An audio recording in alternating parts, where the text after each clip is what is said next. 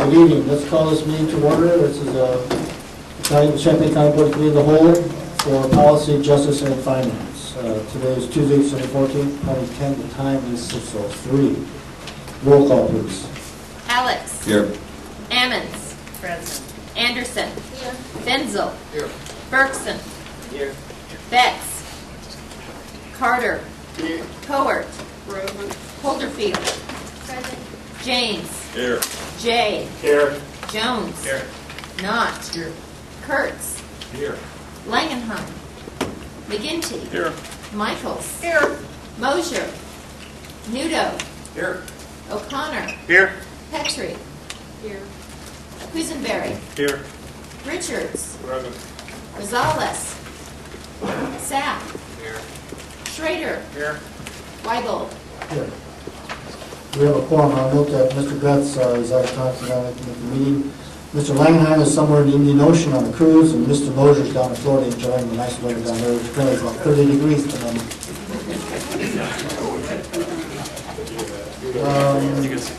Did you get the minutes? Okay, the minutes are not ready, so we'll skip item 3. Moving on to approval of the agenda and the addenda. So moved. Moved by Mr. James, second by Mr. Kurtz. Pardon? Yeah, we're going to pull off, on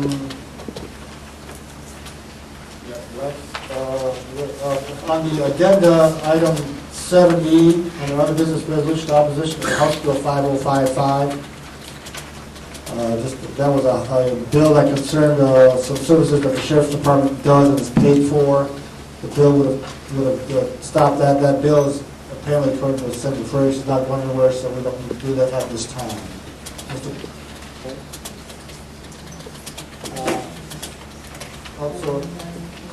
Also item 9, A9, will be on the third page at the bottom, budget amendment 110004. And the other change we're going to do is we're going to move the discussion of the VAC, which is item, under other business, H, on page 4, finance H, we'll move that to the front of finance. Further discussion on the agenda and the agenda. Okay, see none, all in favor? Aye. Opposed? Motion carries. Public participation. We have one person left to speak, Mr. Michael Wozniak.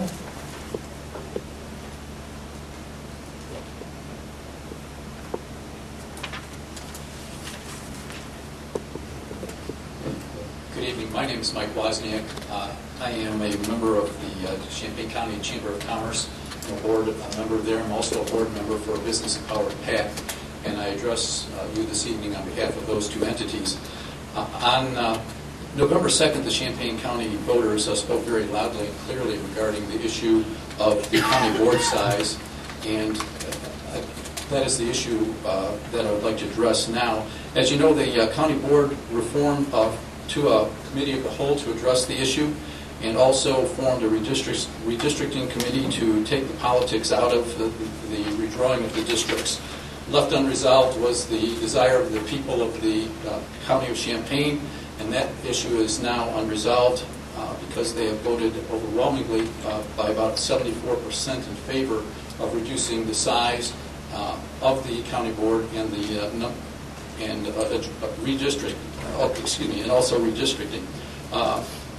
The Champaign County Chamber has a long time been an advocate for single-member districts and a reduction of the board size.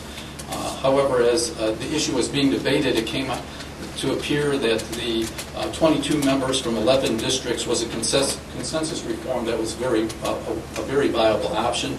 Both the Champaign County Chamber of Commerce and the Business Empowered Pact supported the referendum as we believe that a smaller board coupled with nonpartisan redistricting to be implemented would benefit the voters of Champaign County.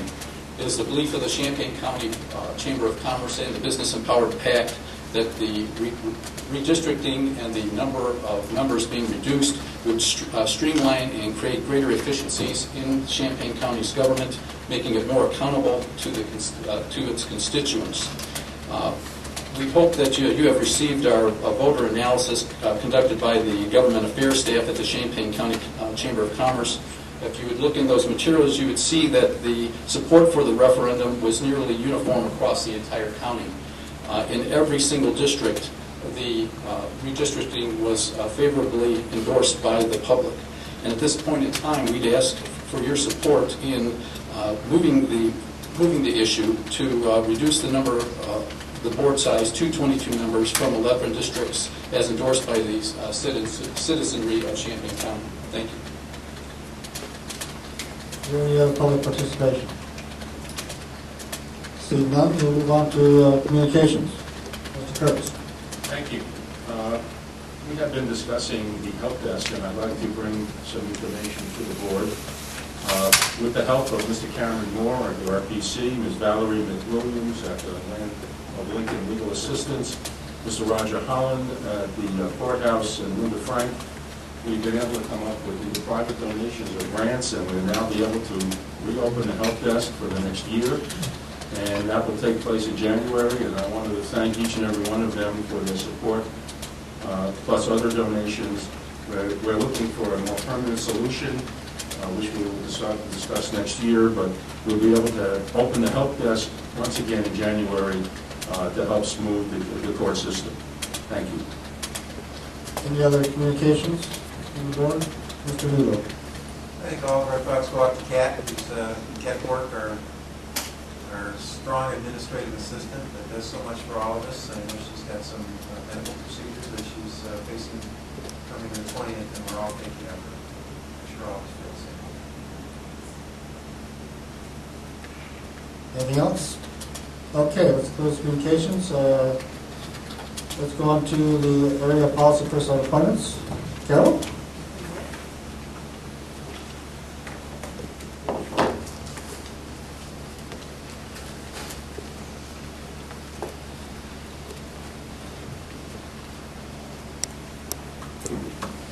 All right. First item on policy is the appointment and reappointments for the Rural Transportation Advisory Group. I entertain a motion. Oh, Chair, I'm sorry. The chair That's was selected. I nominate 6 people for the Rural Transportation Advisory Group. We still have one opening. The 6 are Christine Brooms, Minor Jackson, Martha Pat, Andy Kozinski, Michelle Raymond, and Mr. Stan James. Thank you, Mr. Chair. We accept those. Yes, sir. On your desk, you should have a copy of all the applications from the 6 applicants, except for Mr. James. These were all recommended to me by the people who are actually starting the service, so I can tell you I have very little between selecting them. That will change next time. However, I know most of these people, I think they are fully qualified and proper people to be on this particular advisory group. Yes, sir, I'm sorry, I can't, even with my glasses, I can't see that far. Okay. Mr. Schrader. Thanks. Well, that's kind of behind Mrs. Eagers. We'll put it right out there. No, not blaming Mrs. Anders, I'm sorry. No, I just want to make a quick point that I would have wished I'd seen more people outside of Champaign apply for this, and maybe there will be one more to fill it out. I don't have a problem, but I'd like to see more people, maybe somebody from Rantoul side, maybe somebody from St. Joseph, that east side of the county or something. Or maybe somebody will surface, but I don't have a problem with any of these people. I just wish more people from outside Champaign would have more interest. So it's going to have no effect. But on them, thank you. Mr. Collins. If I could respond to that, they were looking to cover a good number of different areas, and they also do want to have people where they provide transportation. First, they'd like to look at is for Rantoul, so that's the area that they want to cover. That's why I got Mr. Stan James. I might add also Andy Kozinski, who works in Rantoul, lives in Champaign, so he'll be very familiar with that too. And as that expands, they'll try to find people in those areas too. Any other comments? Petrie. This is just an informational comment, but why are the terms of being on the board set up in the manner in which they're set up since it's starting in the rotation? Well, we set this way so we don't have to, in a year from now, find 6 more people. Or why isn't it 32? The rules of the board were 2-year terms. Use your microphone, I can't hear what you're asking. I'm asking why 2 of them go from 2010 to 2011 and 4 of them go from 2010 to 2012.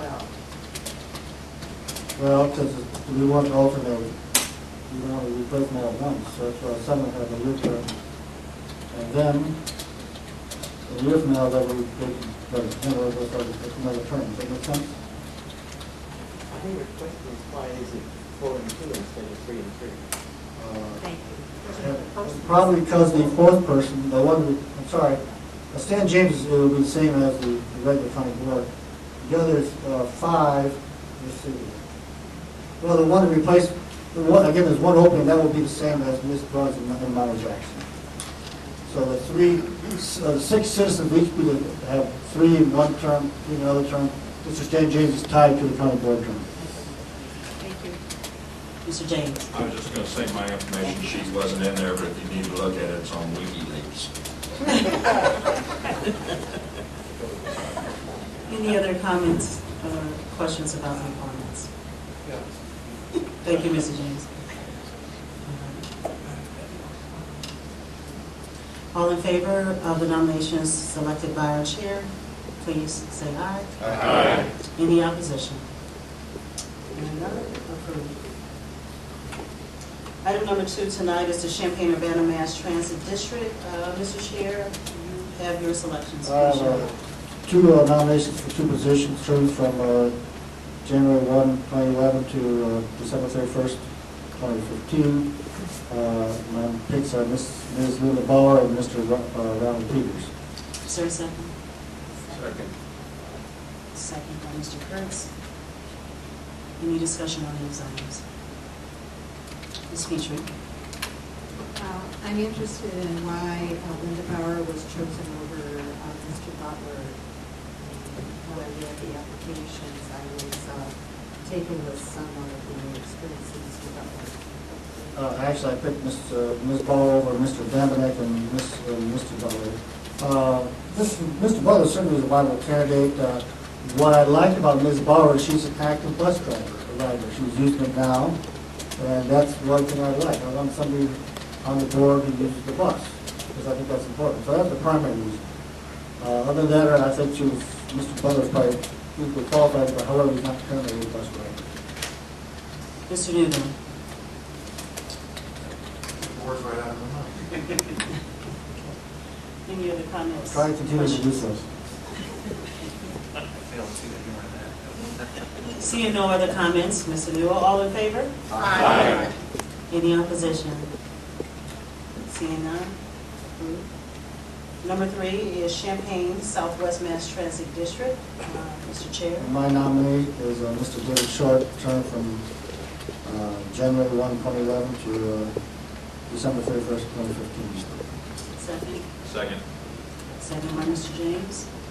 Any questions or comments on this one? Seeing none, all in favor? Aye. Any opposition?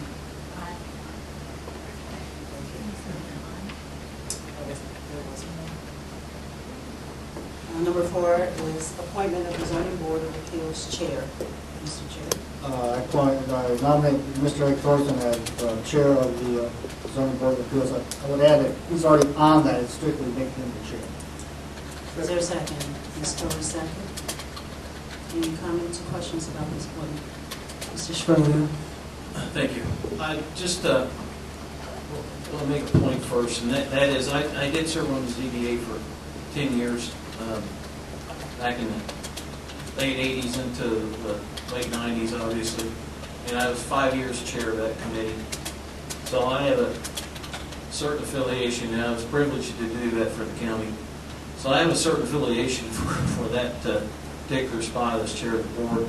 And with that being said, I just want to make a point that I've got nothing against Mr. Thorsland. I've worked with him, been around him on land use committee up at Farm Bureau, and he's a fine gentleman. Problem I had is when Mr. Thorsland took over as the substitute chair during the public hearings for the windmill farms, I was very disappointed in how he conducted himself in the meetings.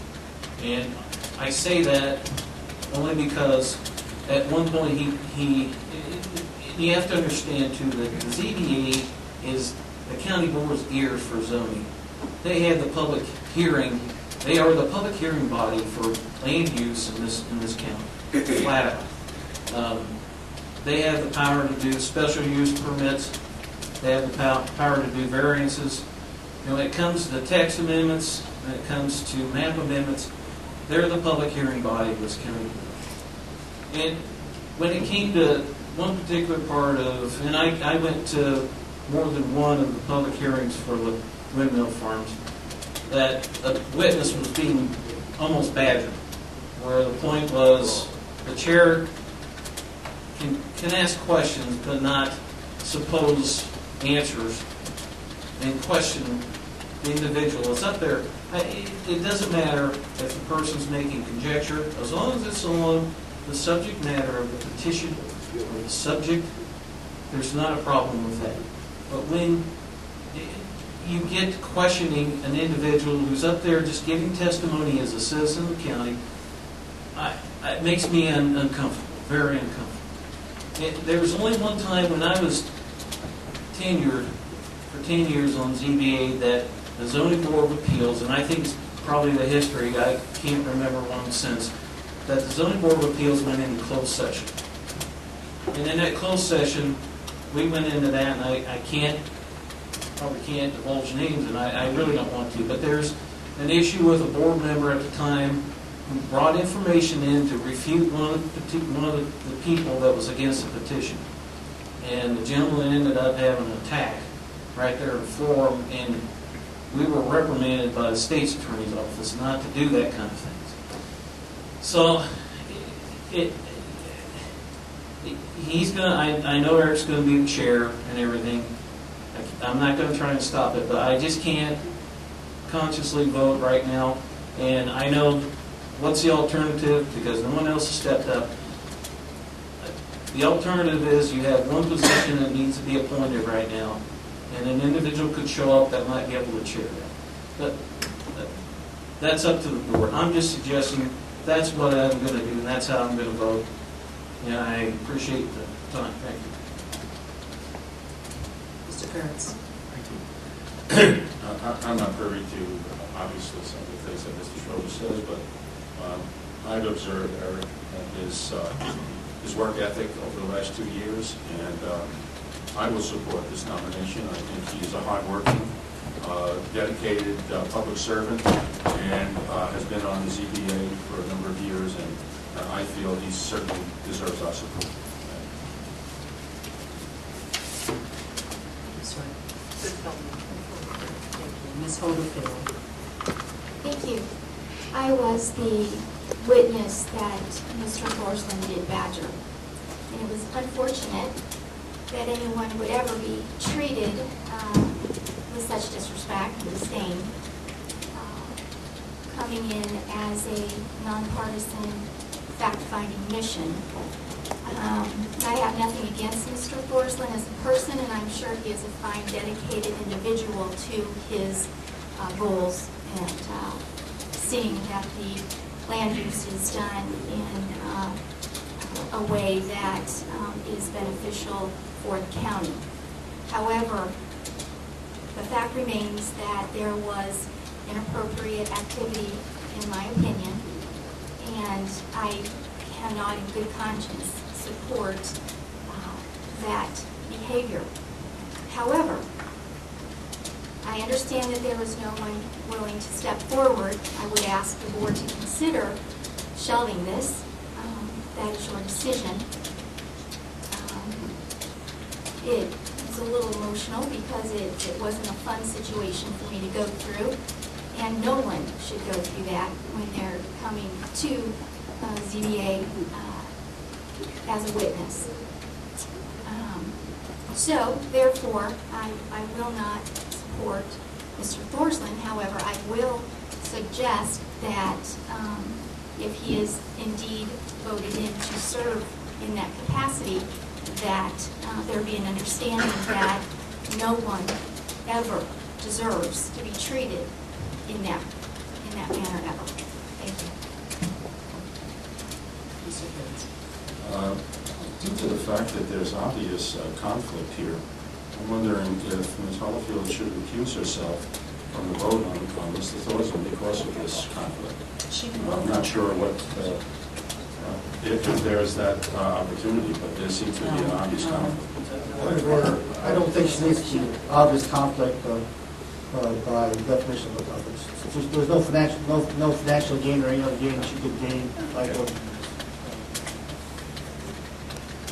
Any other comments?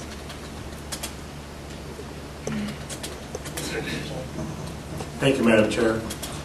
I was fortunate enough to be able to serve on the very first zoning board of appeals that the county had, and we had an extremely good chairman. And over the years, the county board of appeals has had excellent chairmen. You cannot have a chairman that badgers witnesses that come before you. It's not only inappropriate, it's just downright wrong. So consequently, I think we need to think very carefully who we're putting into that position, because it is important. They are representing Champaign County when they're out there. And it's unfortunate that those things happen, but it certainly is within our power to see that it doesn't happen again by the same individual. Mr. Shorter, if I can just make a comment before. Sure, we do go it. ahead. I'm certainly dismayed by the experience Ms. Holderfield experienced. However, my interaction with Mr. Thorsland, I don't have that experience, and I've only known him to be very hard, dedicated to environmental issues, dedicated to land use and the proper use of it in the county. And so, of course, if at some point, Mr. Thorsland has been on the ZBA for some time, and if this was a concern, it could have certainly been brought to the ZBA when he was appointed to the ZBA. This is quite unfortunate that this is a discussion now, and I'm hoping that Mr. Thorsland, as a person who's been appointed to this position, will take your comments to heart and make sure that that does not repeat itself if that is the case. Mr. Short. Thank you, Madam Chair. If I could respond real quick to that and make a positive suggestion to this. We're not appointing Mr. Thorsland to ZBA. He appointed with, I don't think, any no votes. Unlike myself, when I was appointed twice, I had a whole party vote against me for ZBA. We're not questioning anything he has since he's been on the board. This is different. We're appointing him as chair. Chair is ZBA's to there to conduct the meetings in a timely, orderly fashion. Asking questions is fine, but I'm not going to repeat what I said before. What I would suggest from a positive standpoint is if somebody from the state's attorney's office, maybe Mr. Ziegler or somebody could sit down with Mr. Thorsland, if I assume he is going to be chair, and kind of go through some procedures and things. Since Mr. Thorsland is going to be the new chair, that they can sit together and have, I wouldn't call it a mini seminar, but a discussion on do's and don'ts and things when conducting the ZBA. That's all. Thank you. Mr. Savage, Mr. McKinney. I mean, Mr. Benson. That's okay. Mr. Savage. Just curious, is there a statutory reason we support or we appoint the chair for this committee? You know, in other committees, we appoint the committee and the committee elects their own chair, so I'm just not sure. Actually, I often, for committees of the county board, I appoint the committee and the chair. In the chair? Okay. So this is, I guess. So this is different than our redistricting committee? Well, that was set up. Because tomorrow night, we're going to elect a chair. That was set up by the resolution itself. So, okay. Mr. McKinney. hopefully related to this, I believe that the role of any chair, regardless of the meeting type, is primarily to run the meeting efficiently, run that portion of the meeting efficiently, encourage the discussion, be efficient about it, and save opinion until the end. They can have an opinion, but it's my opinion that the chair should save it for the end and encourage other discussion first. I think that Mr. Thorsley's probably heard us tonight, and I think that we should move on and vote on this. I'm going to support it and watch and make sure that this doesn't happen again. It is unfortunate. I'm sorry to hear about it. I wasn't there. But let's encourage all of the folks who are running these meetings to run them in a manner that is respectful and encourages the movement of business efficiently, and then provide their opinion at the end if needed. Thank you. So noted. Let's call the vote on this question. We're going to vote on this since this is the chair. I understand, but that's the chair's prerogative to close discussion at this point, and we're going to call for the vote on this Point of issue. order, no one's asked for the vote. I have a right to say something. I haven't spoken twice. I'm sorry, like Mr. McGinty. I have not spoken twice like some others have. I have a right to make a statement. I understand, but I'm going to overrule it and ask our chair at this point if this is his nomination and call for the vote. Can we have the You can challenge the ruling of the ruling on chair that, please? if you chair to. Of the Parliament.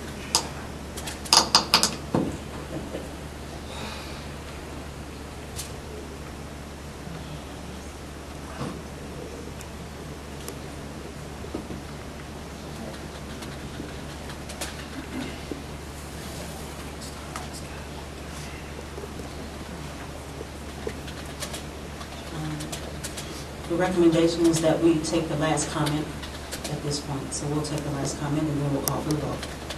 Thank you, Mr. Chair. I want to second what Mr. McGinty said about the role of the chair, and also I had the pleasure of having breakfast with Mr. Forsland, and I believe he said to me very succinctly that that's his intent. So I feel in favor of voting for it. But I think he's been made and he's heard. Thank you. All in favor? Aye. Opposition? Aye. Thank you. Motion passed. Item B on the agenda is Lincoln Exhibit Committee. Request for approval of amendment to memorandum of understanding between the Champaign County Forest Preserve District, the Champaign County Forest Preserve District Foundation, and the Champaign County Board. Moved by Ms. Corr, second Second. by Mr. James. Any discussion on this item? Seeing none, all in favor? Aye. Any opposition? Seeing none. Item 2B, B2, Lincoln Exhibit Committee, first annual report to the Champaign County Board and the Champaign County Forest Preserve District, December 2010. Is there a motion to receive for that? So moved. Mr. Pius and Mr. James. Any discussion on that? Mr. James. Well, I know Barb's had a big hand in this, and I just want to say that, you know, with the limited funds they've had and things they've done, I've been up there at the courthouse. I'm not one that really goes through a lot of museums or traipse around looking at art and stuff, but I must say you've done an excellent job, even fooled me, so congrats. There you go. Any other comments on this? All in favor of placing this on file? Aye. Any opposition? Seeing none.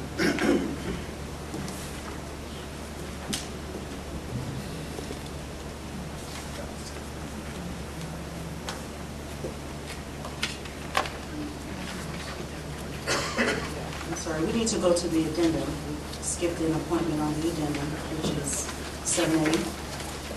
Champaign County Community Action Board, term 12/110 to 12/112. Mr. Pine. My nominee is Bill Manning. Second. Second by Mr. James. Any discussion on this nomination? Seeing none, all in favor? Aye. Any opposition? Thank you. Back to the regular agenda. We have our county administrator's report. And the vacant positions listing is in your packet. It's simply for your information.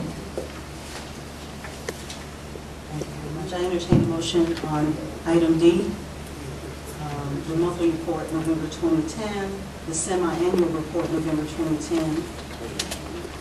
I'll move those two items together. Is there a second to that motion? Second, I'm sorry, moved by Mr. Weibel. Is there a second? Second. Who's second? Mr. Alex, thank you. Any discussion on those two reports? Ms. Petrie? I just have a question of clarification on page 25. It says this is signed third day of June 2009. But this is a report for, I gather, November 2010. Can somebody explain this, please? I think there's a clerical typo oversight. Mr. Sheldon? Yeah, I presume that's a typo. We deal with Pretty confident that's a typo. We do one in June and one in December. Okay, thank you. Any other questions? Seeing none, all in favor? Aye. Any opposition? Seeing none, motion carried. Item D3, request approval of liquor ordinance amendments. Moved by Mr. Weibel. Second? Second. I'm sorry, Mr. O'Connor, second. Mr. Weibel. Well, as you know, we discussed this last month, and we were hoping to get some information from the legal counsel on this. I have not received any information. I've emailed them. I asked in person. Ms. Busey was checking this too. Mr. Sheldon, have you received any information from the attorney's office? If not, Mr. David Thorpe, you can't help us out. Okay, well, I would therefore move we defer this next month so we get the opinions from our legal attorney. Is there a second on the deferral? Second. Second by Mr. McGinty.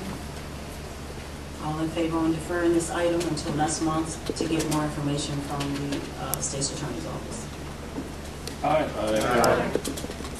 Any opposition? Seeing none. We'll defer D3 till next month.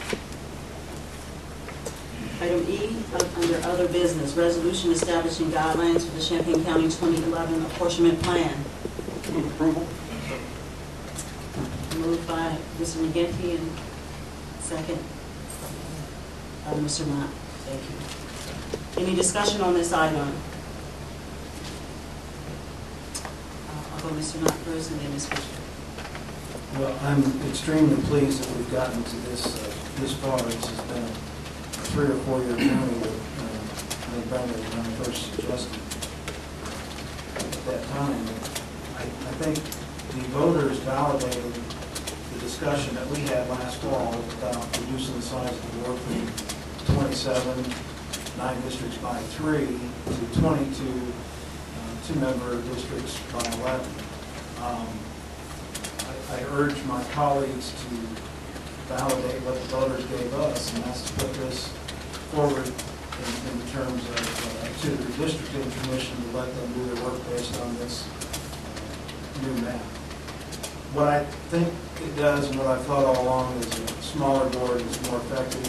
I think more districts actually are more important in this case, and I think what we did was compromise on the various options that we had last fall, put them forward to the voters, and again, they validated what we did. So I'm very pleased we've gotten to this point. I think it's historic in terms of the reorganization of the board. We've only done it once in 40 years. I don't know what prior to these pictures, they have 50 or 60 people here, so you don't imagine how long those meetings were. So I encourage you to support it, even if you don't like it. In some ways, you're just supporting what the voters asked us to do. I have Ms. Petrie and then Ms. Anderson. Yes, I want to share what I've been learning from constituents in relationship to this resolution. And in my sharing, I do want to remind everyone that I have been for reducing the size of the board. It's been up on my website since January of 2010. However, I would be remiss if I didn't share some of these comments. When I was canvassing before the November election, usually 3 items were mentioned to me upon canvassing. One of those was the functionality or lack thereof of the county board. When I would ask people, what is their suggestion for improving the county board's decision-making process, the answer always was reduce the size of the board, never a reflection on the number of districts. Since the November election and the strong passage of the resolution, I have been asking people if they were willing to share it with me, if they voted yes or no. If they voted no, I asked why. And they would tell me consistently they voted no, not because they didn't want a change in the county board, but because they got no choice in the referendum. It was just one thing. There was not, are you in favor of reducing the size of the county board? If so, 5 people, 7 people, 9 people. And then additionally, the comment was, why in the world did the board pass it so that it would be an even number of people on the board? That makes absolutely no sense. If they voted yes, I would ask them, did you vote yes because of the specific wording of the referendum? I've gotten no answers. We voted for it because of the way it was worded. Then I said, why did you vote for it?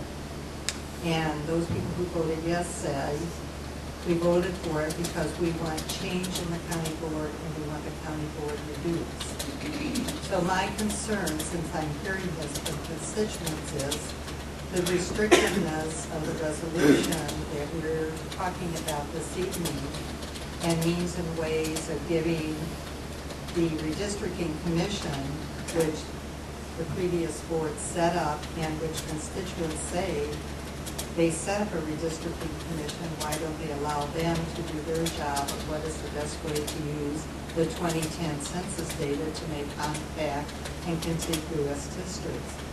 So somehow it is in the interest of what these constituents are pointing out is how can we broaden the base of the responsibility of this redistricting commission so they're not restricted to 11 and 2, but they do the best job with the data they get from the 2010 census to redistrict in the best possible way for the functionality of the county.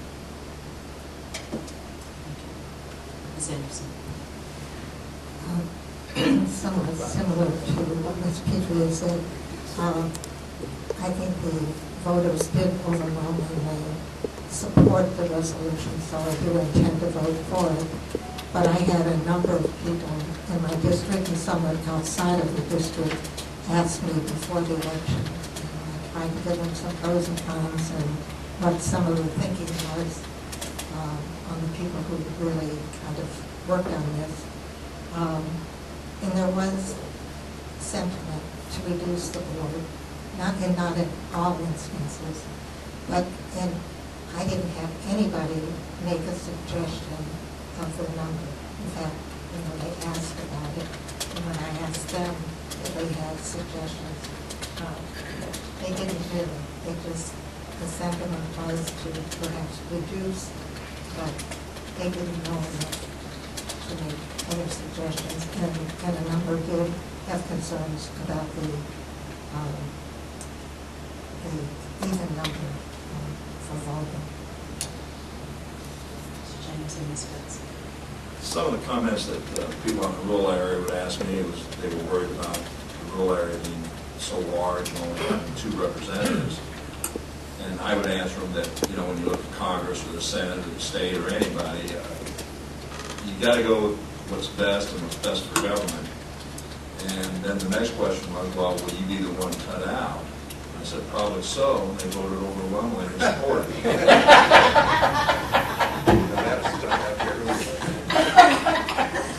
It's very simple. When I talk to people, and I talk to people about it, overwhelmingly they objected to the lack of choice. I don't think anyone who voted for it would have chosen 22 people in 11 districts. Most people wanted smaller districts and a smaller county board, but more along the line of single-member districts and 20 or so of them, something along those. I don't think we gave the people the choice, so I don't think we really know what they want. But the people who voted for it are saying this is not what they wanted. That's all that they were offered. Mr. McGinty.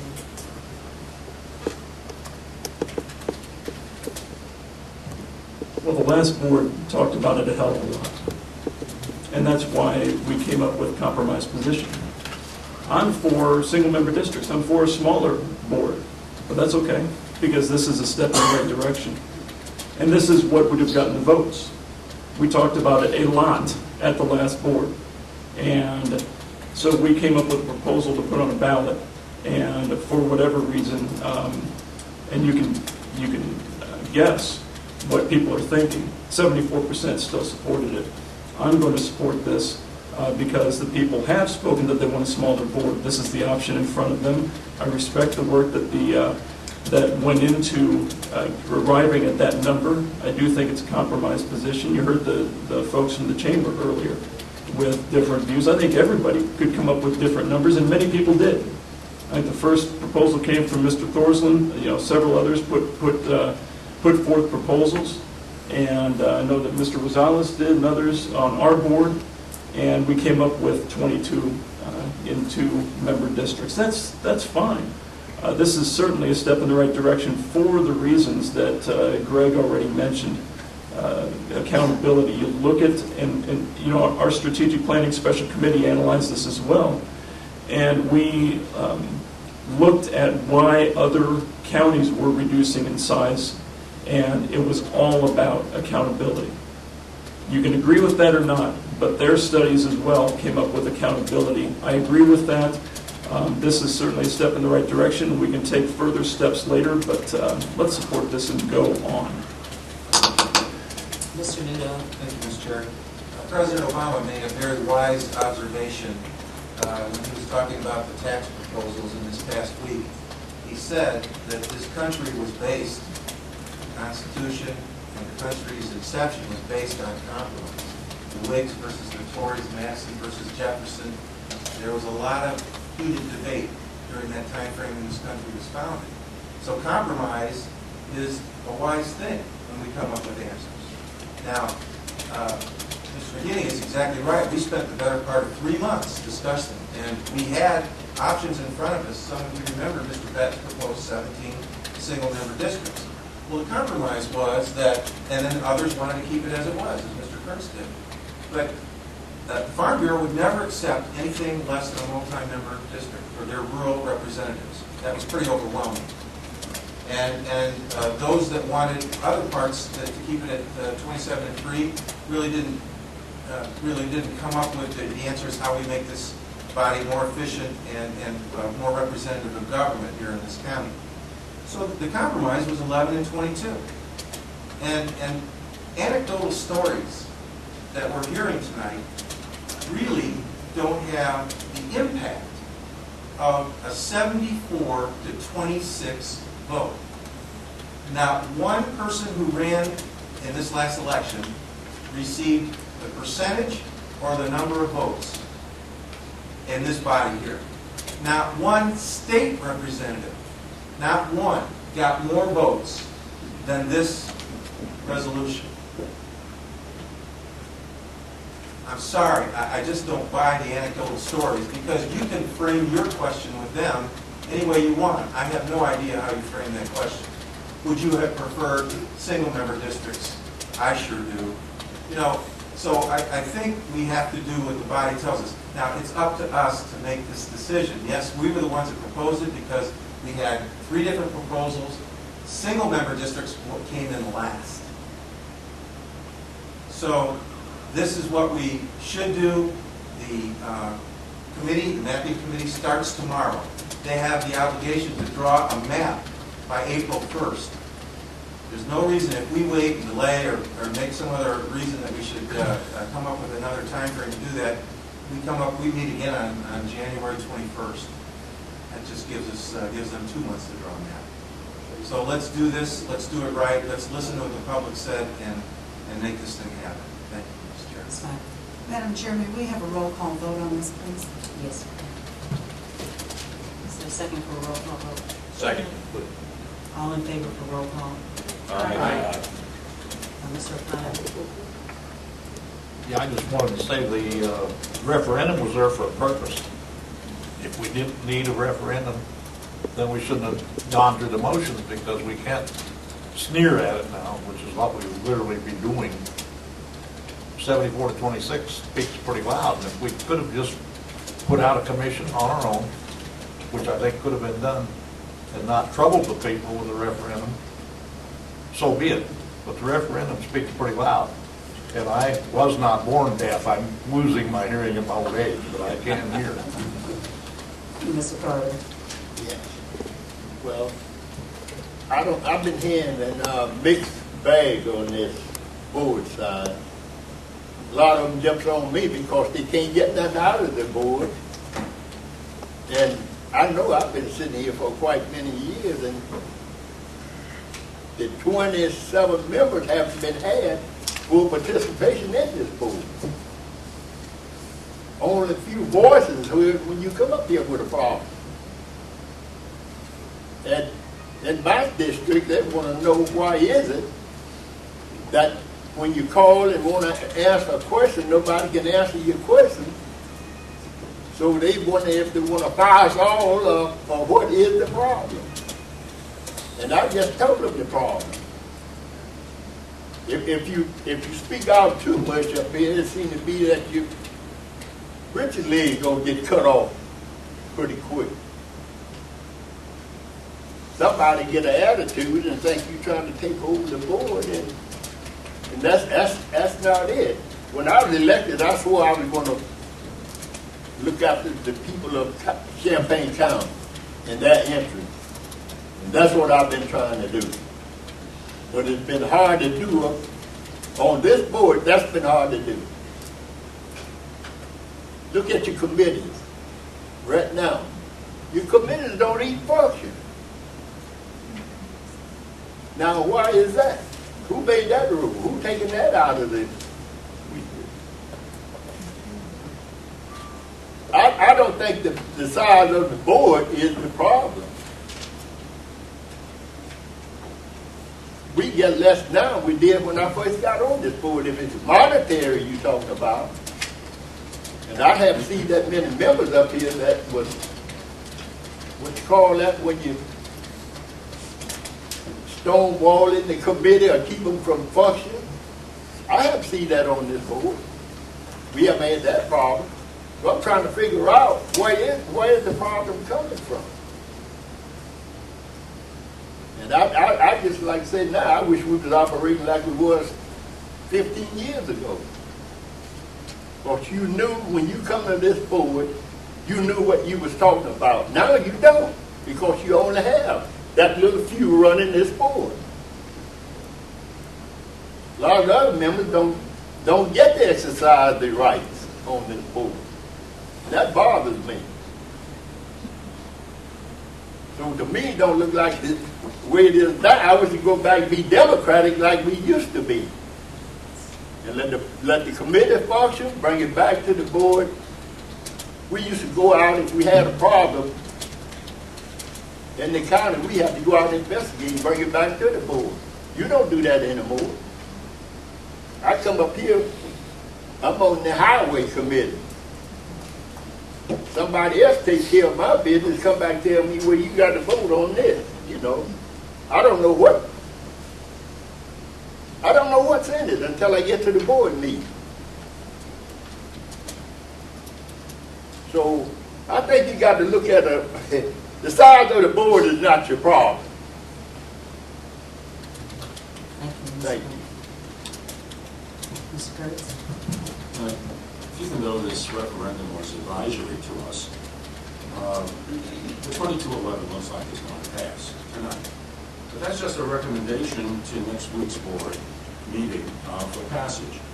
And it doesn't stop any one of the board members here from bringing in a substitute resolution of a different size and a different amount of districts that might be more acceptable next week when we have more options. I just want you to know that the 2211 most likely will pass, but that doesn't stop any of us from having a substitute resolution for a smaller board, but in a different way, perhaps single districts, or perhaps 18 and 9 districts. But just to let you know that I'm sure 22 and 11 will pass tonight. There's enough votes for that. But that doesn't stop us from making other recommendations next week.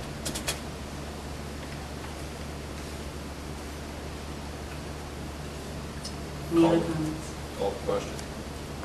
We're going to have a roll call on this. Alex? Aye. Ammons? You said aye. Aye. Ammons? Aye. Anderson? Yes. Benzel? Yes. Bergson? Yes. Vett? Carter? No. Cowart? Yes. Holderfield? Yes. James? Yes. Jay? Yes. Jones? Yes. Knott? Yes. Kurtz? Yes. Light? McGinty? Yes. Michaels? Yes. Nudo? Yes. O'Connor? Yes. Petrie? Yes. Quisenberry? Yes. Richards? Yes. Rosales? Yes. Sapp? Yes. Schrader? Yes. Weigel? Motion passed.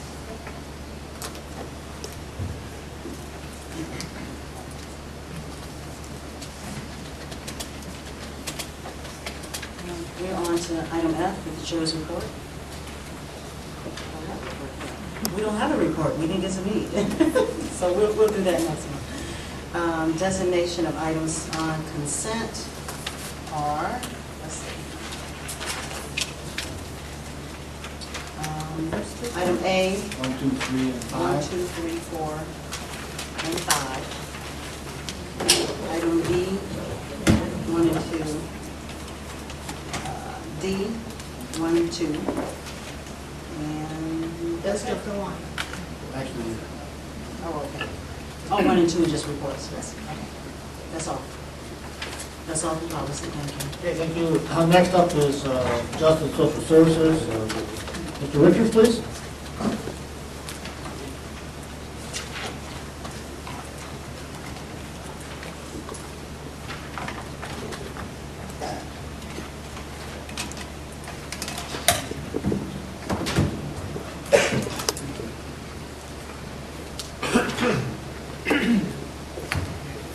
Okay, first up on Justice and Social Services, we have our monthly reports. The latest reports that we have made available for us from agencies are Animal Control, October 2010. There's no EMA report, correct? There is no current EMA report. November 2010 for Head Start, October 2010 for Probation Court Services, and we have statistics from September of 2010 for the Public Defender. Somebody like to make a motion either omnibus or for the first one, Mr. James? I'll make a motion to accept. Sir, omnibus motion. Motion by James, second by Rosales. Any comments? I would just like to say before we vote, go over these very quickly. Thank you. For animal control, for October 2010, we had 425 cats registered, 944 dogs registered, 1,369 tags. The revenue we brought in from registrations, fines and fees, and kennel services was $19,556. And we impounded 100 dogs and 90 cats. Most important thing that was on the Head Start thing was there's a current enrollment of 528, and they feel that their federal review went well, so hopefully nothing's going to blow in our face on that for a little while. For probation services and juvenile detention, in the month of October, inmates range from 11 to 23 with an average of 18. at it was the end of the month was the lowest. And for public defender, in September, which is the latest information we have, there were 631 cases opened, 212 of those were felonies, and 681 cases closed, 209 felonies closed. All in favor of placing these on file? Aye. All opposed? Motion to place on file passes. Next, we have B1, approval of the intergovernmental agreement for animal control services with the City of Champaign. Motion by Ammons, seconded by Anderson. This is for $115,467.37 annually, goes through June 30th of 2013, the 45-day termination notice. Are there any comments on this? All in favor? Aye. All opposed? Motion passes. On the addendum, we have an intergovernmental agreement for animal health services for the city of Urbana. So moved. Moved by Mr. Carter. Is there a second? Second. Seconded by Mr. Clintonberry.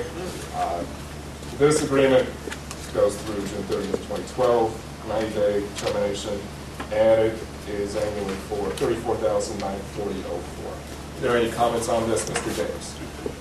Do you recall what the last contract was with them? Is this higher, lower, or about the same, money-wise? I don't know the exact dollar amount, but this does reflect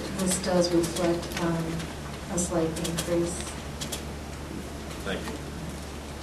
Any other comments? All in favor? Aye. All opposed? Motion passes. Let's see. No other business. As far as chair's report, the Citizen Advisory Board for jury selection meeting was canceled this month. To my knowledge, correct me if I'm wrong, Ms. Ammons, but it has not been rescheduled for December so far. Okay, so there's nothing to report on that. As far as items to be placed on the consent agenda, B1 and 2, passed unanimously. And that's it for justice. Thank you, Mr. Richards. Next up is finance, Mr. McGinty.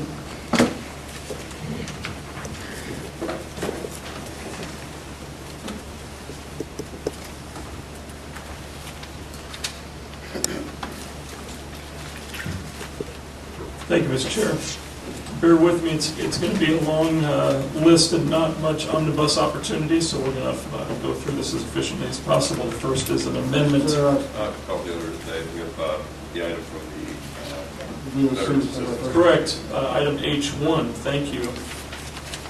And that is a request for establishment of and funding for a Veterans Assistance Commission in Champaign County.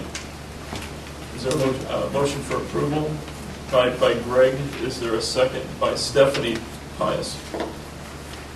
Okay, thank you, Mr. McGinty. As you may be aware, most of you received notice that this VAC had formed, I believe in October or so of last year.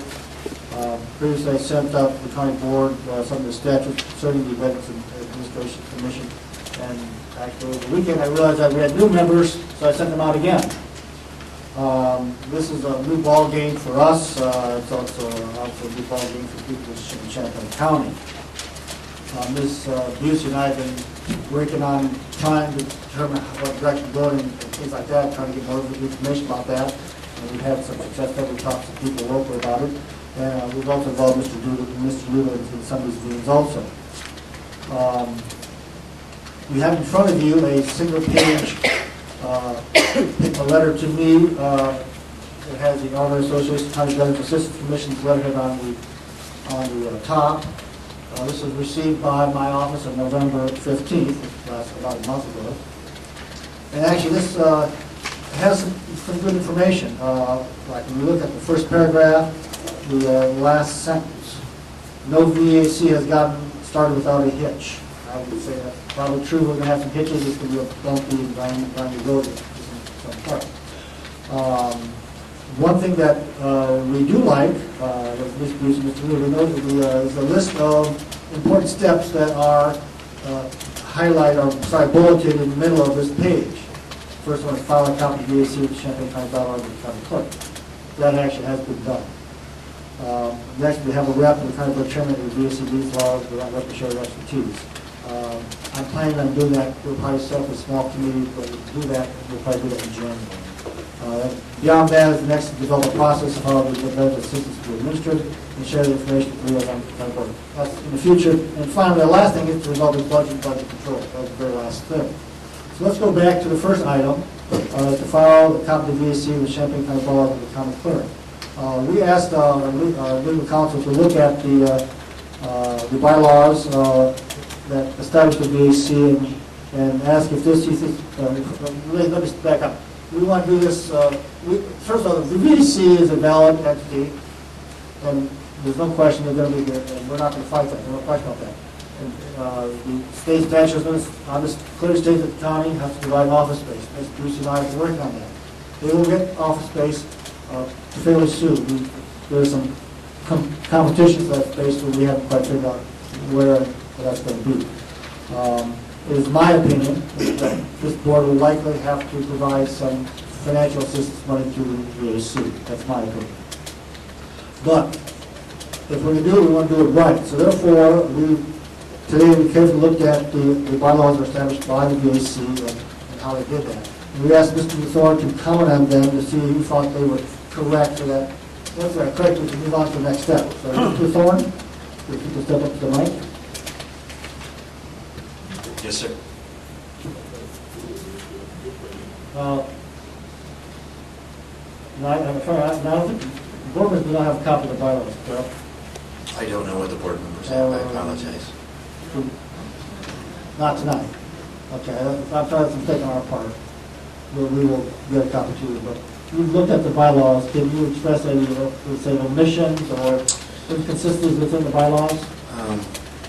I was asked to take a look at these from a very general perspective, in no small part because this is something that the county is dealing with for the first time. It's a statutory mandate that the county board comply, as Chair Weibel indicated, but this is an organization that's aimed at passing on tax dollars to veterans in need. So I was asked to take a look at that. Let's make sure we start out the correct way to do this. One of the first things that I noticed is, of course, this is spending public money. This is going to be a public body. You all are familiar with the Open Meetings Act and some of the obstacles that that presents. Based on the information I have, that when the organization was formed, there was no quorum present.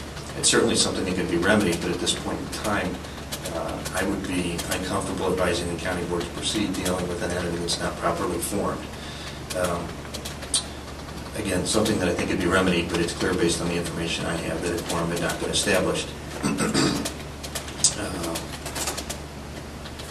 Other concerns that are based in part on some of the confusing language in the statute is supposing we get to that point. This is going to have to be basically an interactive process between the county board and the Veterans Assistance Commission. The commission is organized very loosely like the county board is, and questions arise as to whose authority do you respond to? Do you respond to the superintendent? Do you have to respond to resolutions or ordinances from whatever executive committee they may choose to form? So those are very fundamental. I know you don't have all of the rules in front of you. I've actually started compiling a list. They're all things that can be remedied. But based on that, I was recommending that those be fixed. And last but not least, and I hope I don't overstep, this is for the dispersal of funds. You know better than I do where we stand financially as well as where we stand in the financial timeline. When you were notified, I do not believe any finances were budgeted for the Veterans Assistance Commission. So I don't want to overstate that, but it's a very real obstacle we're going to have to deal with. Everything that I spotted, though, I think could be remedied. Mr. Thorne, I would ask that when you're done going through the bylaws, could you send a list of them to me? I will forward them to the commission. I'll also send a copy out to the county board members too. Will do. Any questions for Mr. Thorne? Chris? I have one. I read the relevant statute, and it's extremely broad with regard to the manner and the amount of funding that the county's obligated to provide for this. And I think I trust my fellow 26 members of the county board would agree that it's one of the most important things America can do is to look after our veterans. But I am somewhat in the dark here in terms of how much money this is going to require the taxpayers to pay, and I'm wondering if there is any additional statutory material that we don't have access to that describes, for example, formulas or means of determining the level of assistance that the county is supposed to provide, or in the absence of that, perhaps this is a question for the county administrator as well, have we looked at how other counties that have Veterans Assistance Commissions determine the level of funding and whether that is provided out of general funds or by additional tax levies or such. I'm just wondering if you can give us some more background in terms of the research that we've done on that. The statute, like many of our military assistance statutes, have been revised from a legislative perspective and from an interpretation perspective that can make it challenging. It appears that it was born before the days of the Veterans Administration. So the guideline that you have is, and I quote, provide just and necessary sums of money. There certainly are guidelines in the forms that we can look at what the formula, the regulations, the codes for the government bodies that currently exist. Again, they did not exist when the statute was first drawn up. My understanding is that we have had contact with some other counties regarding their Veterans Assistance Commissions and how they deal with them. To what extent that information is useful, I don't know. I have not personally seen any information indicating what the need is out there that the Veterans Assistance Commission is intending to address. Patsy, then Michael. To build on Mr. Alex's statement/question, I would really like to have a defined list of benefits that veterans do have access to within other levels of government, so then those could be omitted from what possibly the VAC might be doing, so there isn't. If we can minimize duplications, I look at this budget that's here in our packet and it takes my breath away. And we do have some fiduciary responsibilities within the county expenditures. So I share Mr. Thorne's concern about the fact that this is a new item and we're on thin ice. Michael? Does this motion actually put forward specific appropriations? It says establishment of funding for a commission. We actually put forward any money tonight? I don't think that that's clear. I don't think that we are. I might suggest either withdrawing or deferring based on what the state's attorney is saying in this particular case. You thinking defer or withdraw? Or I'm just a mover. I would change that to defer until we get further information from Mr. So that is a motion by Greg to defer. I'm sorry. And Carol seconds. Pius. Okay. Well, I want to say that. I want to comment. Let's see, the comment is on to defer. Okay, I think we should defer it. Because one thing would be nice to have before we act on this is to have an assessment of what are the needs out there in this county. I have no idea. I'm sure there are some way of trying to get an idea. Certainly I think we could know find out how many veterans are out there. But the question, how many veterans are in need of this type of system? That's the unknown. And I think we can somehow find that out, that information, whether you do an assessment or look at census data, something like that. That information is valuable and would help us to try to figure out what should be budgeted towards this program. Okay, comments on the motion to defer, Stan, then Carol. Well, at this point, I'm like Pius, we need more information, and I guess in my mind, my dad was in the military, my brothers, my sisters, I was the only fortunate one that didn't need any more colonels. But there's so many organizations out there that we see it all the time that are providing assistance to certain groups, and then we get overlap. And I know that there's a lot of laws and things on the books that as time goes on, there's always a glitch, and we need to look at this and make sure, because like it was said earlier by the gentleman up front, by all means, our veterans have served our country and they deserve our support and they deserve what is entitled to them. But with so many things out there, let's make sure that we're doing the right thing for the county residents and that we're not burdening them and taking away from other things that are desperately needed. Carol is passing. Any other comments on the motion to defer? Michael, then Jan. I'm in favor of having a commission, but I support the deferral because I would feel much more comfortable voting on this after the state's attorney's assured us it's a legally organized body. Jan? Similar comment, and I just want to know if I vote for deferral, that doesn't keep us from seeking the information we talked about. I think the process continues. And I would think that these other counties that have had these for several years might be able to indicate some of the kinds of services that might be lacking. I would think transportation might possibly be something. We have the VA hospital available, often getting two services in other groups as well as that can be a problem, but there's probably other things as well. Mr. Carter.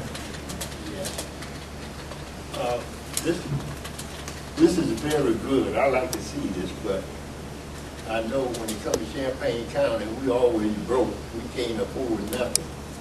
So I would like to see it deferred. I am a veteran. I'm a veteran, and I'm going to tell you, Champaign County, you don't have any source of information for a veteran. And when you call, you just get turned, just sick.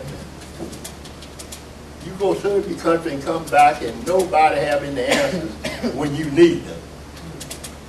And I'm over at Danville now, and I'm going to tell you, I was glad when I could get Medicare.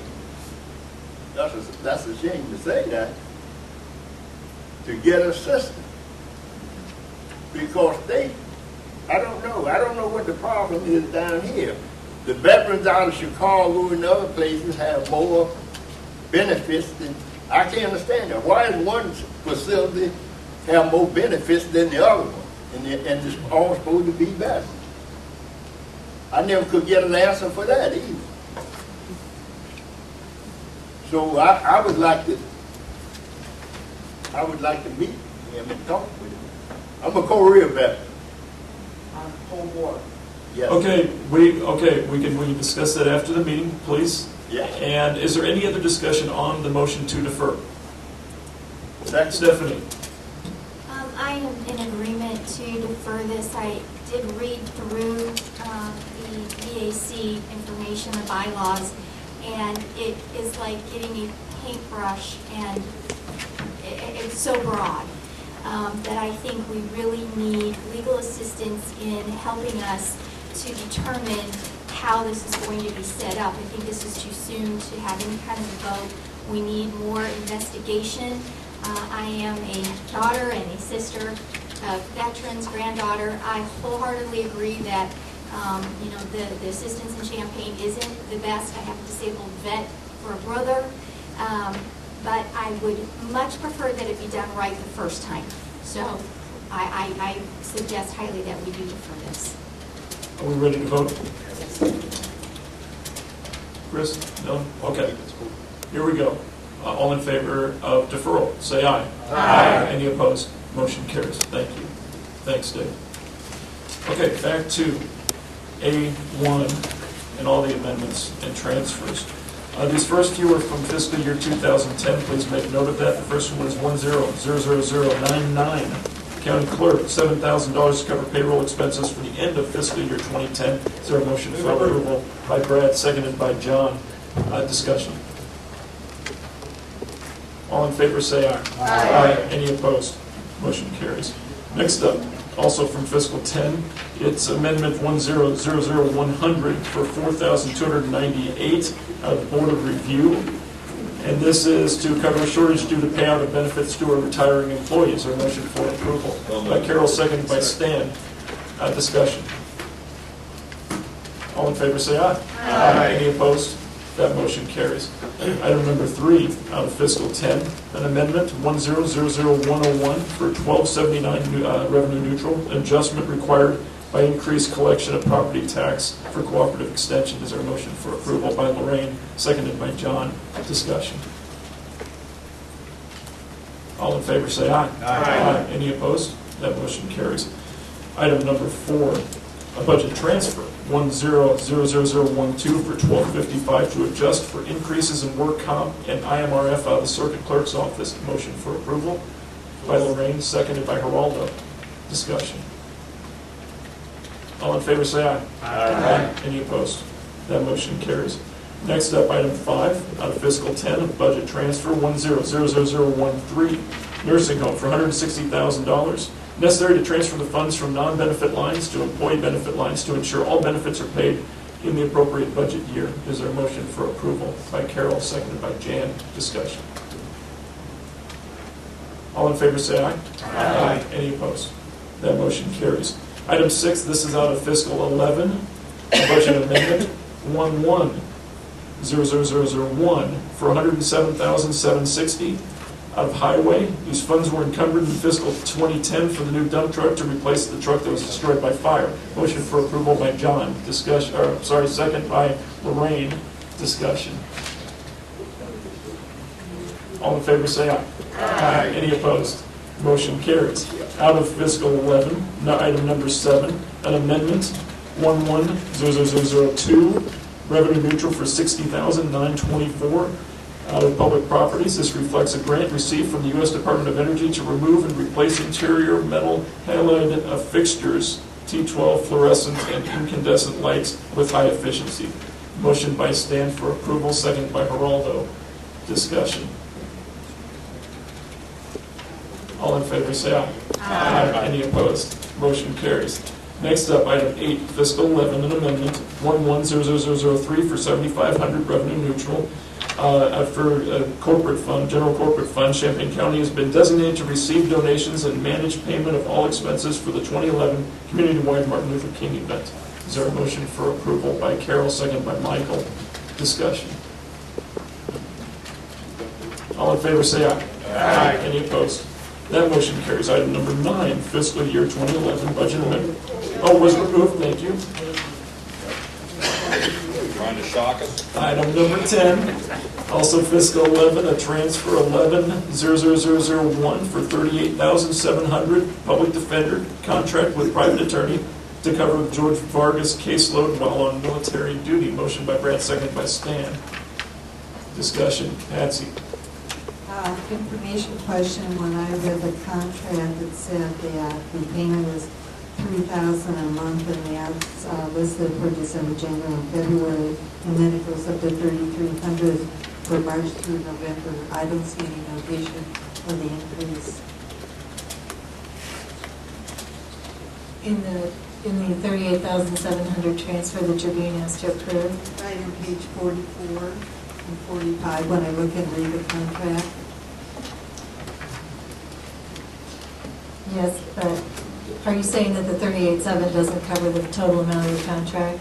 No, what I'm asking is, why is the amount, as stated in the contract, only for December, January, and February, then increased to $3,300 for March through November, and was the contract changed? That was what was agreed to in the contract, that the rate would change at that point. You're looking at the contract. I am.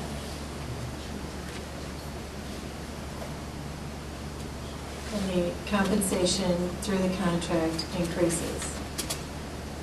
Those are the terms of the contract. Okay, I guess I'm missing this. Where is it? I don't see it. I'm on page 45, number 7.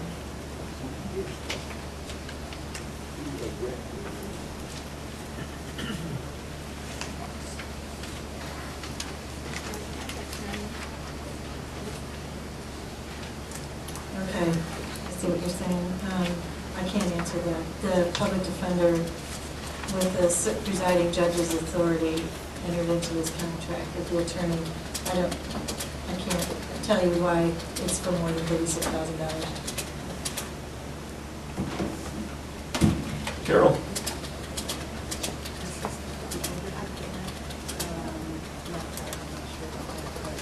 The total, the payment plan as explained on 44, when you add it up, equals 38.7. Right, and I don't know why the contract doesn't reflect the increase. I thought that it did. This is an old contract, okay, that's what it is.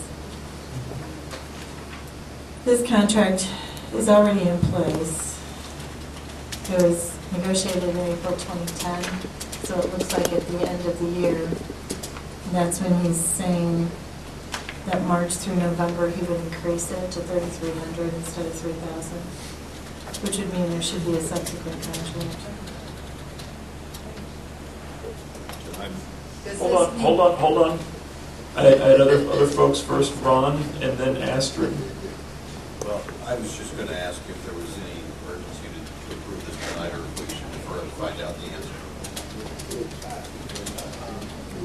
Point of information? Well, we could just pass it on to the regular county board, and at that time, if we have the information, find it, if we don't, then defer it then. I'm fine with that. Typically, I'm the just public trying to- defender provided you more information here than you would normally receive. Normally, you would just receive the budget amendment. I wasn't sure why he provided the contract as well. It is an older contract. I'm sure we can provide an explanation for you by Tuesday of the basis for it. I think the budget amendment probably spells it out, but. Ron, a follow-up? Please, can we forward without recommendation to the full board? There you go. Yes. Astrid? Well, it clearly. Can you use your mic, please? I'm sorry. Microphone. This one clearly ends in March, so it has 3 months of the 3,000 of this contract on it. So there is another contract somewhere for 3,300 a month. Or there will be after you approve this. Right, but it's clear that since it starts in April, it's just going to be 9 months a year at the new salary and 3 months at the old. And forwarding with that recommendation, because we can have the answers for the board. Right. No, if you all agree, just put it on the board Okay. agenda next week, that's what we can do. All right, is there any objection to moving this on to the full board without recommendation? We'll do that and move on. Okay, thank you, and thank you.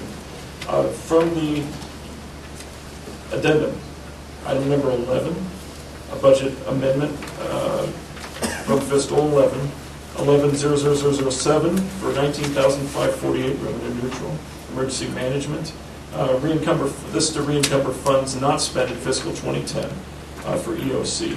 Is there a motion for approval by John, second by Carol? Discussion. All in favor, say aye. Aye. Any opposed?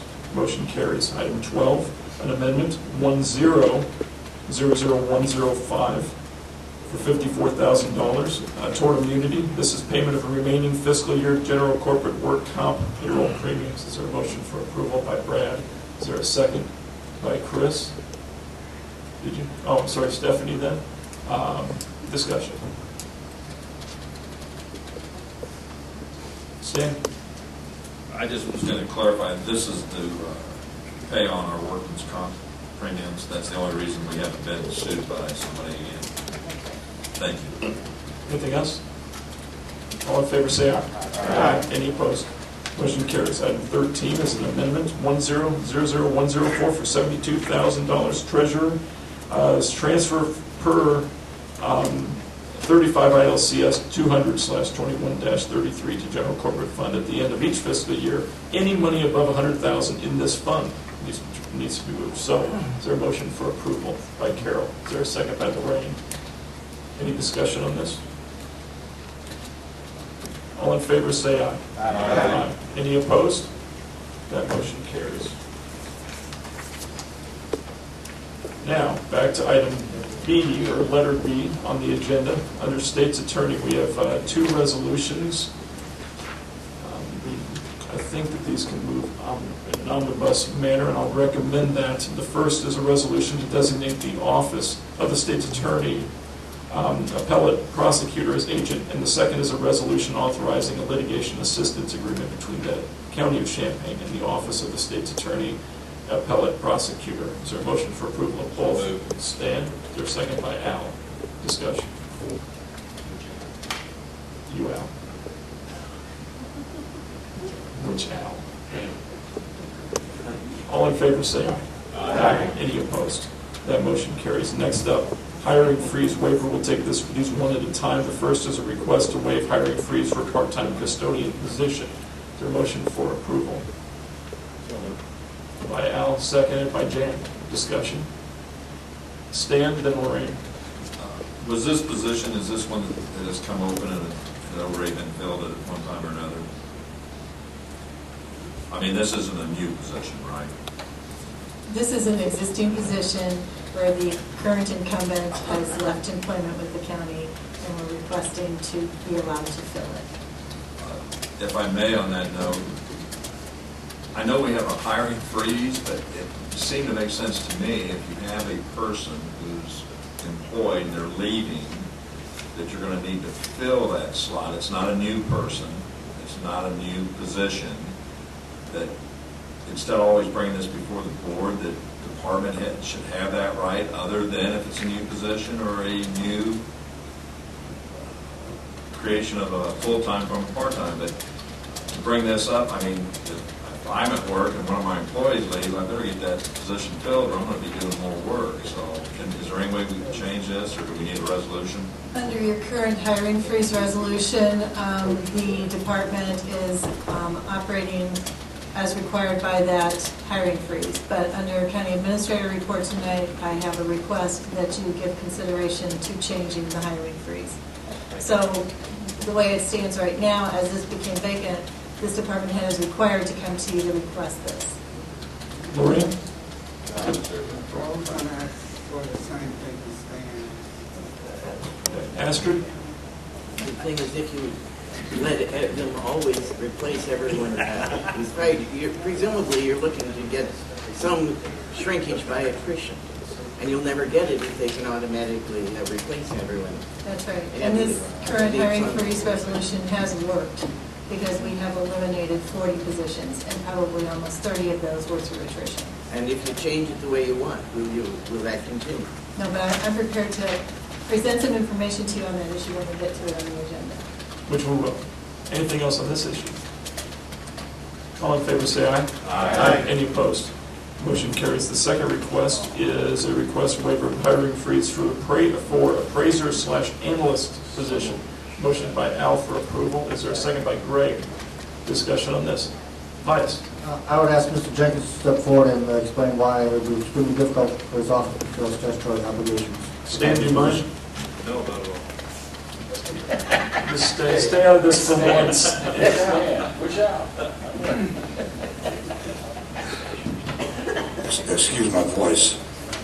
I'm fighting a cold. I have the dubious distinction of being the second person in this room who's been told he sounds like the Godfather. I know. 2 years ago, we had 9 people in our office present. We were down to 7. The one that we're bringing back is the appraiser analyst position that left the office on the 1st of October of this year. The 1st of January will be the 3-month wait period before we rehire. The necessity of rehiring the position. Next year is a general reassessment year.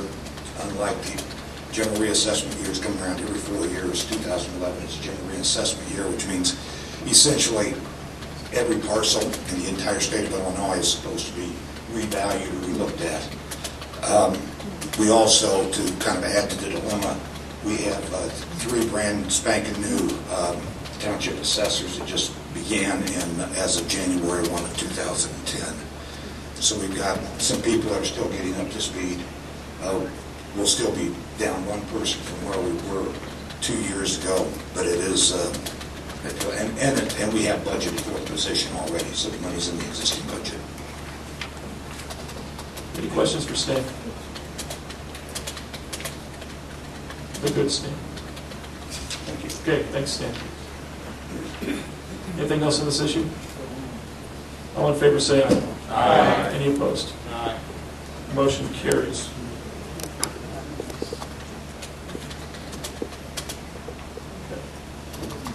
Next up is from the sheriff, request approval of federal equitable sharing agreement. Is there a motion for approval? So moved. By Ron, seconded by Stan. Sergeant Apperson is here this evening if you have any questions. Al? Just like an explanation of this. Sergeant, do you mind?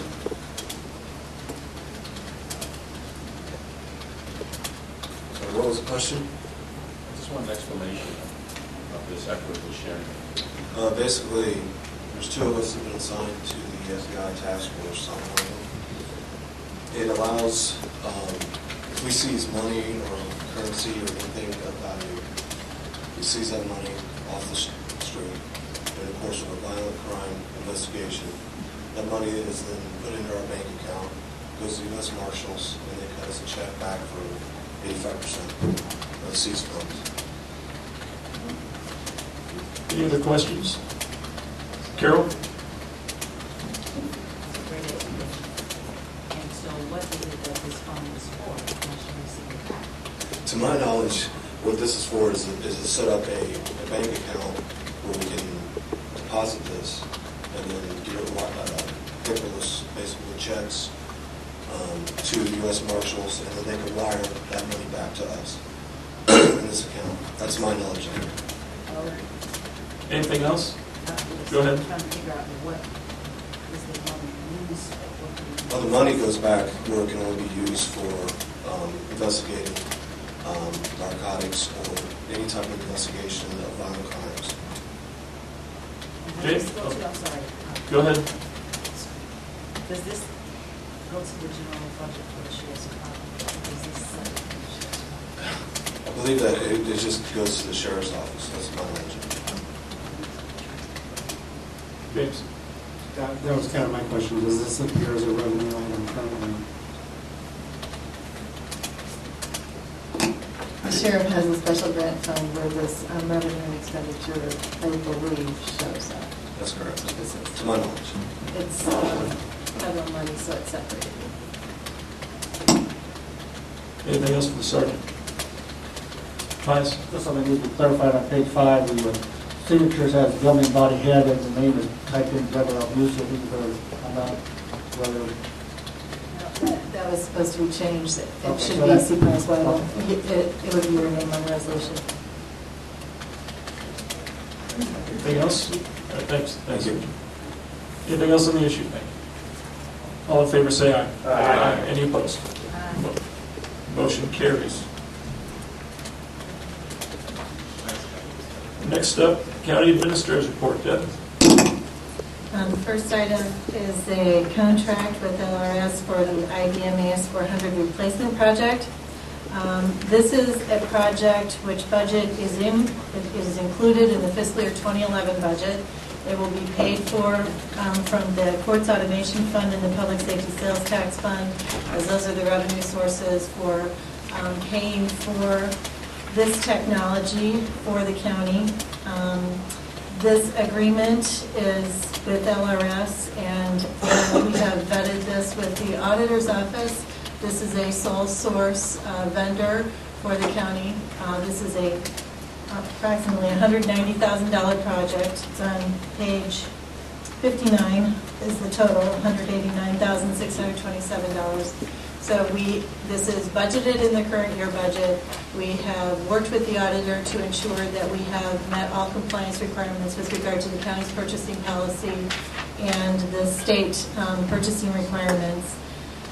However, we thought it was a good idea additionally for you, the county board, to also see this project and approve it at this point in time. So that is why it is before you at this time. Our operations of our technology, particularly for the court system, depend on this technology replacement. It is necessary. Our current AS400s are outdated and cannot be maintained into the future And that is why we are here with this recommendation this evening. Is there a motion for approval by Brad? Is there a second? By Jan. Questions or discussion? James?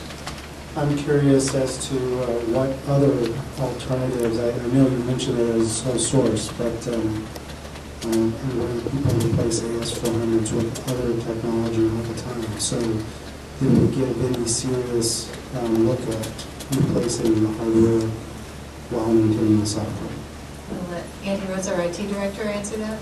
We can't look at alternative technology because the court software, the sheriff's department software is based on AS400 technology. So we have to either stick with AS400 technology or go out for new software packages for those two areas. And the investment that you, the county board, have in that software is approximately $3 million. It was purchased in 2002 and installed and implemented over a 6-year period cycle. Correct. And just the bare cost of the software itself was right at $2.8 million. That doesn't include additional hardware costs, additional project management costs on behalf of the county. Questions? All in favor say aye. Aye. Any opposed? Motion carries.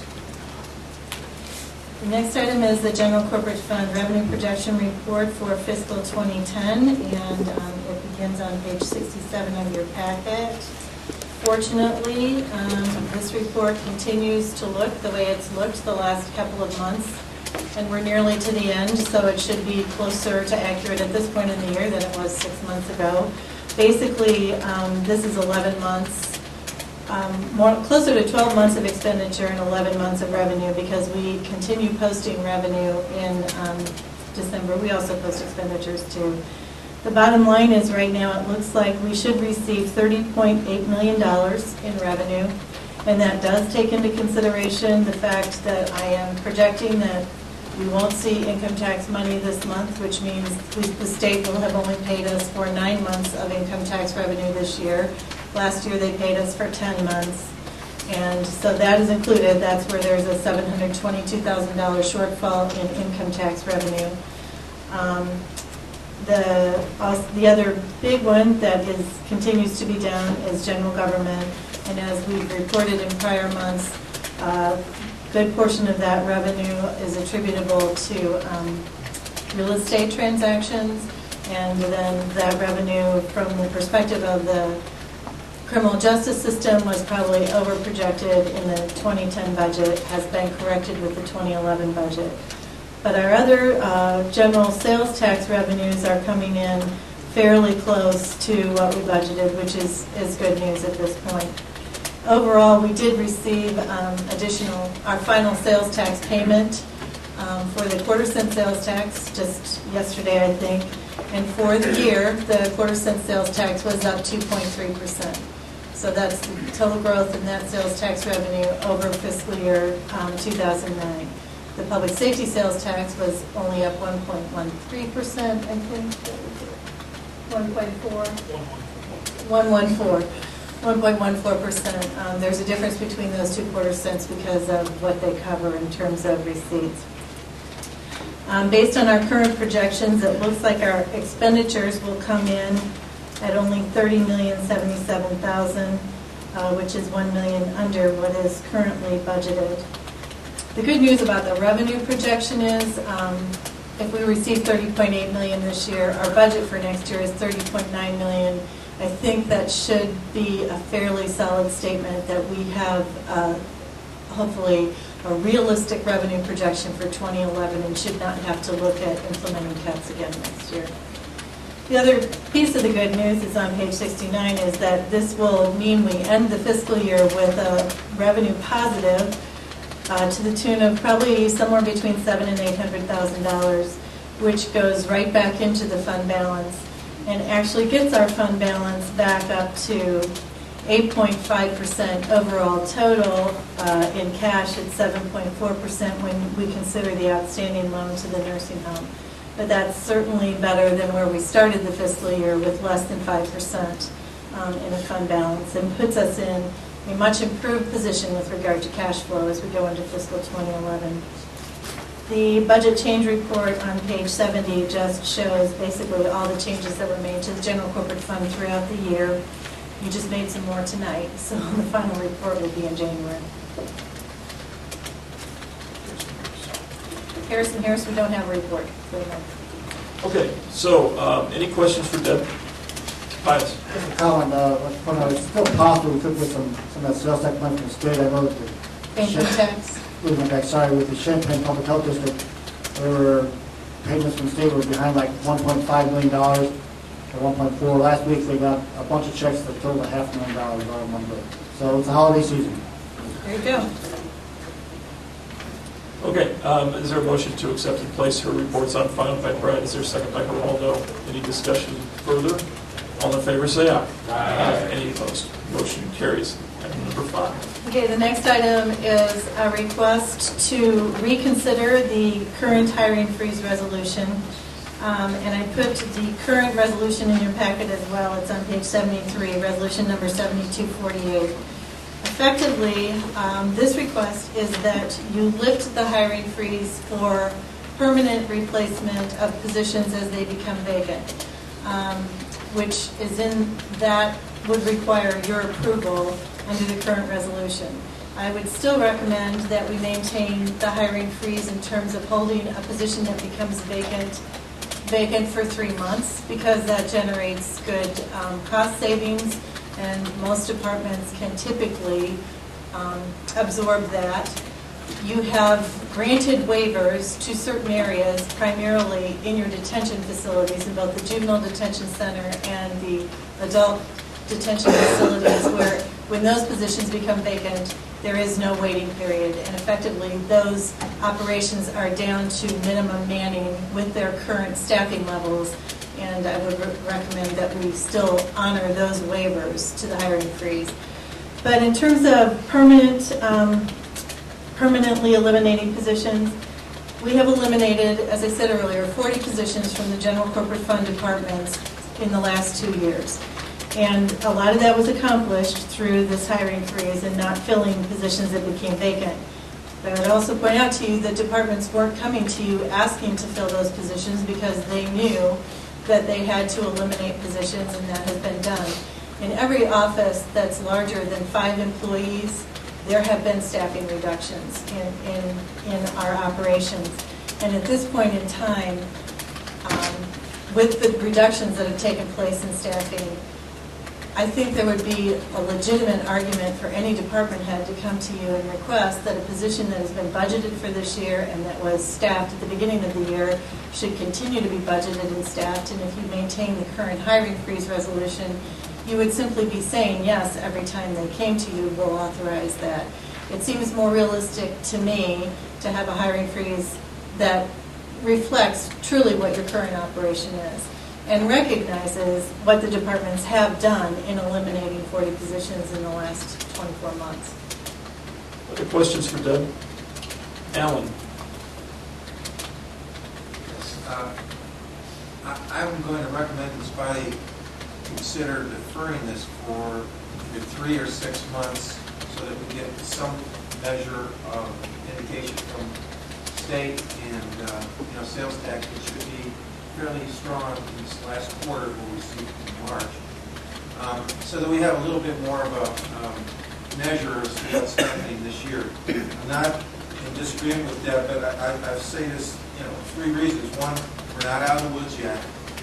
2, department heads have shown no hesitancy to, as we just saw at the last stand, to justify to us exactly what their needs are. And yes, Deb's right, we have approved it when the rationale is there.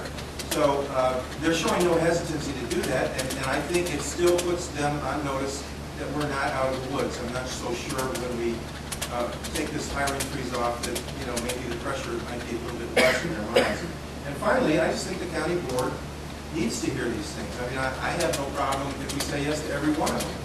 And I don't think it's going to take that much more time of ours to hear the rationale as to why they feel they need that person.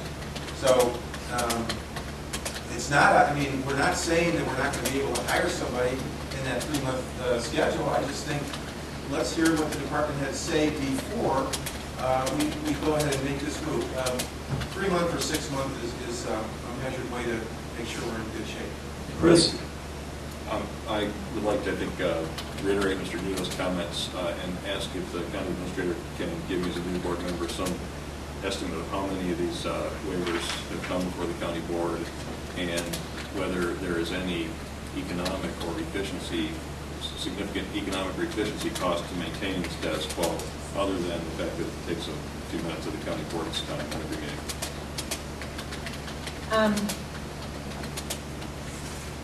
I'm sorry, I can't answer how many you have looked at over the last 2 years exactly. With regard to, there's one thing that you need to be aware of. Your elected officials have complied with and cooperated with this hiring freeze, but they are not required to. So you don't, once you provide a budget to an elected official, they are responsible for the internal operations of their offices. And 9 of your offices in the general corporate fund are administered by elected officials. You have granted freezes or waivers. If you look on the vacant positions listing in tonight's agenda, of the 17 positions that are vacant, 9 of those already have waivers, so they don't have to come to you for this hiring freeze. 2 of them are not in general corporate, so the hiring freeze waiver does not apply. And one of the part-times also. I don't think I'm communicating very well. What I'm trying to say here is that I think this was an effective tool, and I think it was essential and necessary at a period in time when we were faced with cutting our budgets. And the department heads did everything required of them to accomplish the budget cuts. It seemed to me like at this point in time, with a number of the positions already having received waivers to have to come through and do this, and the elected officials really not being required to come to you to ask to fill a position when it becomes vacant, that perhaps just to equalize it across all of the positions in general corporate, it would make more sense to simply lift the permanent freeze. And I think I strayed from what your question was. I apologize. No, thank you. I've got Stan, then Astrid. I couldn't concur more with Deb. When I worked at the Housing Authority, we would have a freeze on. But as I spoke earlier, we would have maintenance staff that would leave us, and then our hands would be tied because we'd have to go through the process of going to the board and get a waiver. By the time we get the waiver, whether it be a monthly meeting or, like in our case, sometimes meetings are canceled, that was just another time lag for us, and we were meeting on a budget. The budget was there. The person left. So my comment is what Deb is saying, that, the department heads have really followed through with this. We've cut where we can. We're not creating any new jobs or giving anybody any big raises. Basically, we're filling a slot if someone leaves. And the department head, they're elected to do so, we're appointed to do so, and we entrust them with that responsibility. We watch the budget. That's how we caught it before, and if necessary, we can go back to this type of operation. But I honestly feel, in my mind, it's time to lift that freeze and let people do the job they need to do and move forward without always having to come to us and ask for permission to do so. Astrid? Can you use your mic, please? Are you saying that you feel, and I noticed that you're down to about, 10%? Mm-hmm. Are you saying that we're down to essential personnel and that anything else would be a speed up, really? That is my opinion, right? Okay. Patsy? I rather like that 2-month hiring freeze for 2 reasons. One is it gave the department head a chance to really evaluate the need, whether the person needed to be replaced. But more importantly to me is it allowed the chance to change a crisis into an opportunity to reevaluate maybe the whole functioning of an office or several offices working together. So for that reason, I'd really like to see it stay in that framework of opportunity of what could then be done within the need to hire or not. And I'd rather see it then come to the board with the argument saying, we've tested it for 3 months and we really find we need it, or we've tested it for 3 months and we find we can blend some things. Well, and this leaves the 3 months. What I'm recommending is that you maintain holding the position vacant for 3 months when it becomes vacant, because I very much agree with you. That is an opportunity to look at the structure of my office when I have someone leave. And are there responsibilities that could be consolidated? Is there a different way to structure this? Could I replace this position with a less expensive position? And that, I think, is incumbent, and I think the department heads and elected officials are very aware that they have to be conservative in personnel management now and in the future, and that they will use that as an opportunity during that time frame to do that. And that's why I believe it's realistic to leave the 3-month requirement here, but to require that the positions be permanently not filled. And again, one of the reasons I am bringing this to you is because if you require a department to come, and every single time they come, there's an operational defense for why the position should be filled, then what is the point in having the what is the point in having the freeze? Because he has to do that. If you're going to follow up, let me know and use your mic. Okay, Greg. Deb, on your point about elected officials don't have to follow this, what part or what rough percentage of the budget really could we control if nobody wanted to play with us? I mean, we're only talking about 15% of the budget. I mean, to think that we control all these positions, sorry, we don't. You know, it's clearly up to the department or the elected officials. So, I mean, to think that we're going to change the whole thing, sorry, ain't going to happen. Only for cooperatives. So, I mean, I guess my point is, we're not going to control every single position in the county. And by the time you exclude all these, you know, the detention center and all that, basically we're talking about the administrative services, not just about the extent. I mean, not very many, really, is my point. So, we're not changing. Chris? Now, with regard to Mr. James's comment, as a procedural matter, can the waiver be sought during the prepared and sought during the 3-month waiting period? Yes, Is it not and you have seen that happen, yeah. Okay, so in effect, if we're leaving the 3-month requirement, then there's no additional delay imposed on the department by the current process, because if this is an essential position, they can essentially bring the waiver to the county court, so that could be approved by the time the 3-month waiting period That's right. expires. There's no delay. There's only the requirement that they come to you and request to have the ability to fill the position. Thank you. Alan, at this point, you never, I don't think you ever made a motion. Do you care to? No, I don't want to make a substitute Okay. motion, vote this up or down. I'm not going to try to do an amendment. Okay, just checking on that. Are there any other comments, or are we ready to vote? There's no motion on the Was there a motion on the floor? Okay. I'll make the motion The motion to approve the request as noted in the agenda made by Stan, seconded by Michael. Any other discussion? Any other for roll call? We'll do roll call, that's fine. Kat, please. Alex. No. Ammons. Yes. Anderson. Yes. Benzel. Yes. Bergson. Yes. Carter. Yes. Coert. Yes. Holderfield. Yes. James. Yes. Jay. Yes. Jones. Yes. Knott. Yes. Kurtz. Yes. McGinty. Yes. Michaels. Yes. Nudo. No. O'Connor. Yes. Petrie. No. Quisenberry. No. Richards. Yes. Gonzalez. Yes. Sapp. No. Schrader. Yes. Weibel. That motion carries. Good discussion. Next up is and thank you, Deb, very much. Next up is the treasurer, Dan. Thank you. My monthly report's in your package, starting on page 75. I just have 2 things I'd like to tell you about. Last month, the board authorized the issuance of tax anticipation warrants for the nursing home. It's the 3rd year that they've done that to help their cash flow. I just want to let you know that on December 3rd of this month, the nursing home did receive $856,415. So they have that in their fund balance at the present time. Secondly, I'd like to follow up on Deb's. Excuse me, Dan? Yes. Second part, first item. Did the number change or the time period change from previous years? Yeah, last year was about 780,000. I think the last 2 years have been, 2 previous years was 780,000. They're split into 2 tax anticipation warrants themselves, one due July 15th, one due September 5th, September 3rd. They're about the same size, and they're about the same time.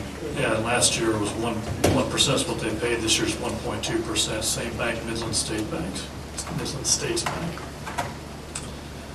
And I also want to follow up on Deb's point about the fund balance increasing and what the effect would be, especially for the newer county board members.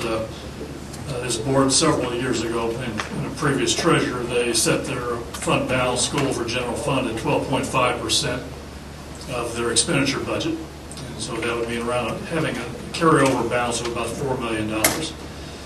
What's the effect of that $4 million? The $4 million, if we had truly a 12.5% fund balance, would mean that we would not have to borrow through the lean time. Once real estate collections end and we make our final distribution in November, we've got to get all the way from November all the way to the next May before we start getting real estate money again.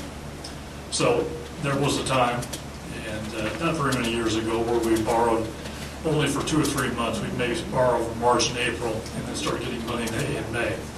But about 2008, that all changed for us, and we're now into a 12-month borrowing cycle. One thing that's occurred lately is that at the end of November, we did pay back public safety sales tax from general corporate, $1,590,000. It was helping our fund balance in general corporate, and certainly our cash flow. So that's been paid back. The only funds that are in general corporate right now that would be of a loan nature are from the old nursing home loan of $333,000. So what's that mean to us? Well, on an average basis, on an average month, we pay out about $1.8 million in payables. We take in about $1.1 million in revenue. I'm sorry, I messed that up. We pay out about $1.1 million in payables. Our payroll is about $1.5 million a month, and we have about $1.8 million that comes in revenue. So if we can get that fund balance built back up, and we're around 8% now is what Deb projects, I think that's right. I think it looks to me on my cash, from a cash basis, it looks like we'll be about $800,000 higher. That certainly means that we may be able to offset borrowing again.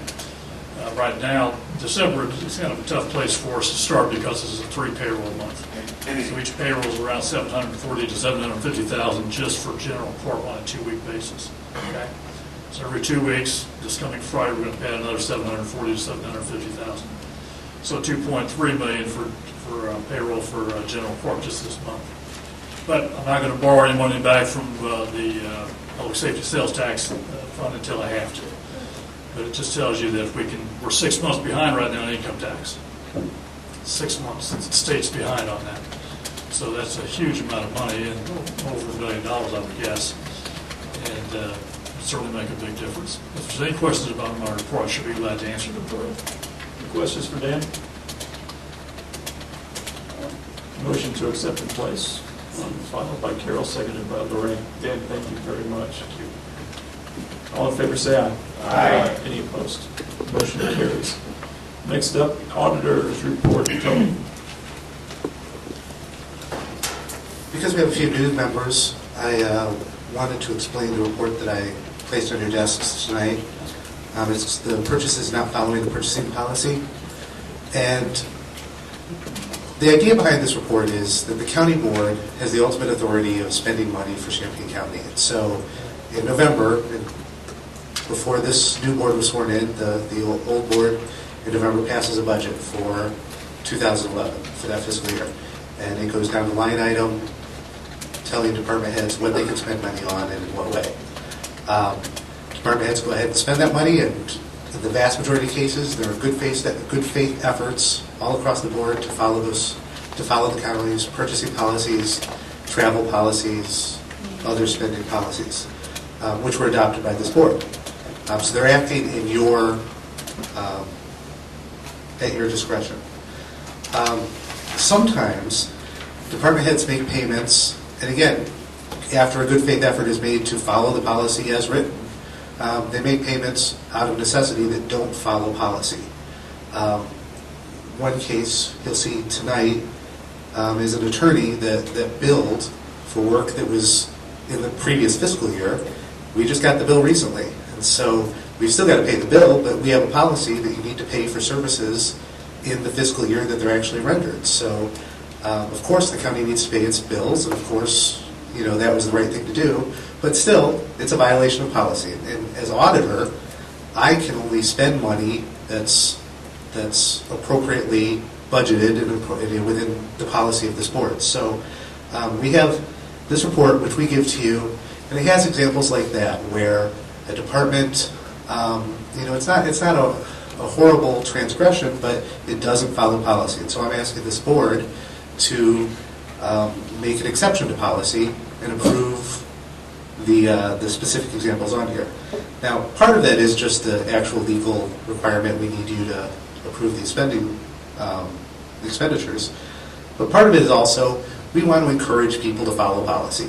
And I can tell you employees and department heads don't want to be on this list. They don't want to be have their expenditures brought before the board where somebody might complain about it or ask questions that they don't want to answer. So this really serves two functions. One is just the actual legalistic, we need your approval to spend the money. And second, it encourages compliance with your policies. Now you'll also see, in the example I just gave with the circuit court, that was already paid. And as you discussed in the previous issue, there are elected officials, for example, that don't necessarily have to follow your purchasing policies. They generally do, but in a case like this, they say go ahead and pay the bill anyway. And they have the authority to do that. So there are other examples where a bill, like a credit card bill, might have to be paid before we get the actual approval from the board through this list. So sometimes you'll see those little asterisks on the left that say, this is for informational only. This is for that second purpose I mentioned, encouraging people not to be on this list, encouraging people to follow policies. So every month I bring this to you twice. Once at the Finance Committee meeting, which is just informational only. It's sort of a sneak peek of what you're going to see at the full board.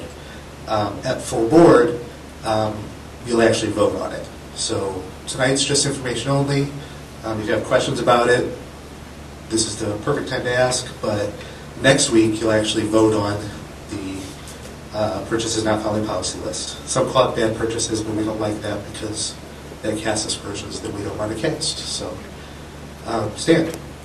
Probably have more of a comment than a question. I've worked for a lot of different agencies and we've had policies, and Mr. Carter probably has too, but I don't understand, like when I file my state income tax, if I file it late, they hit me with a fee or a fine and late fees.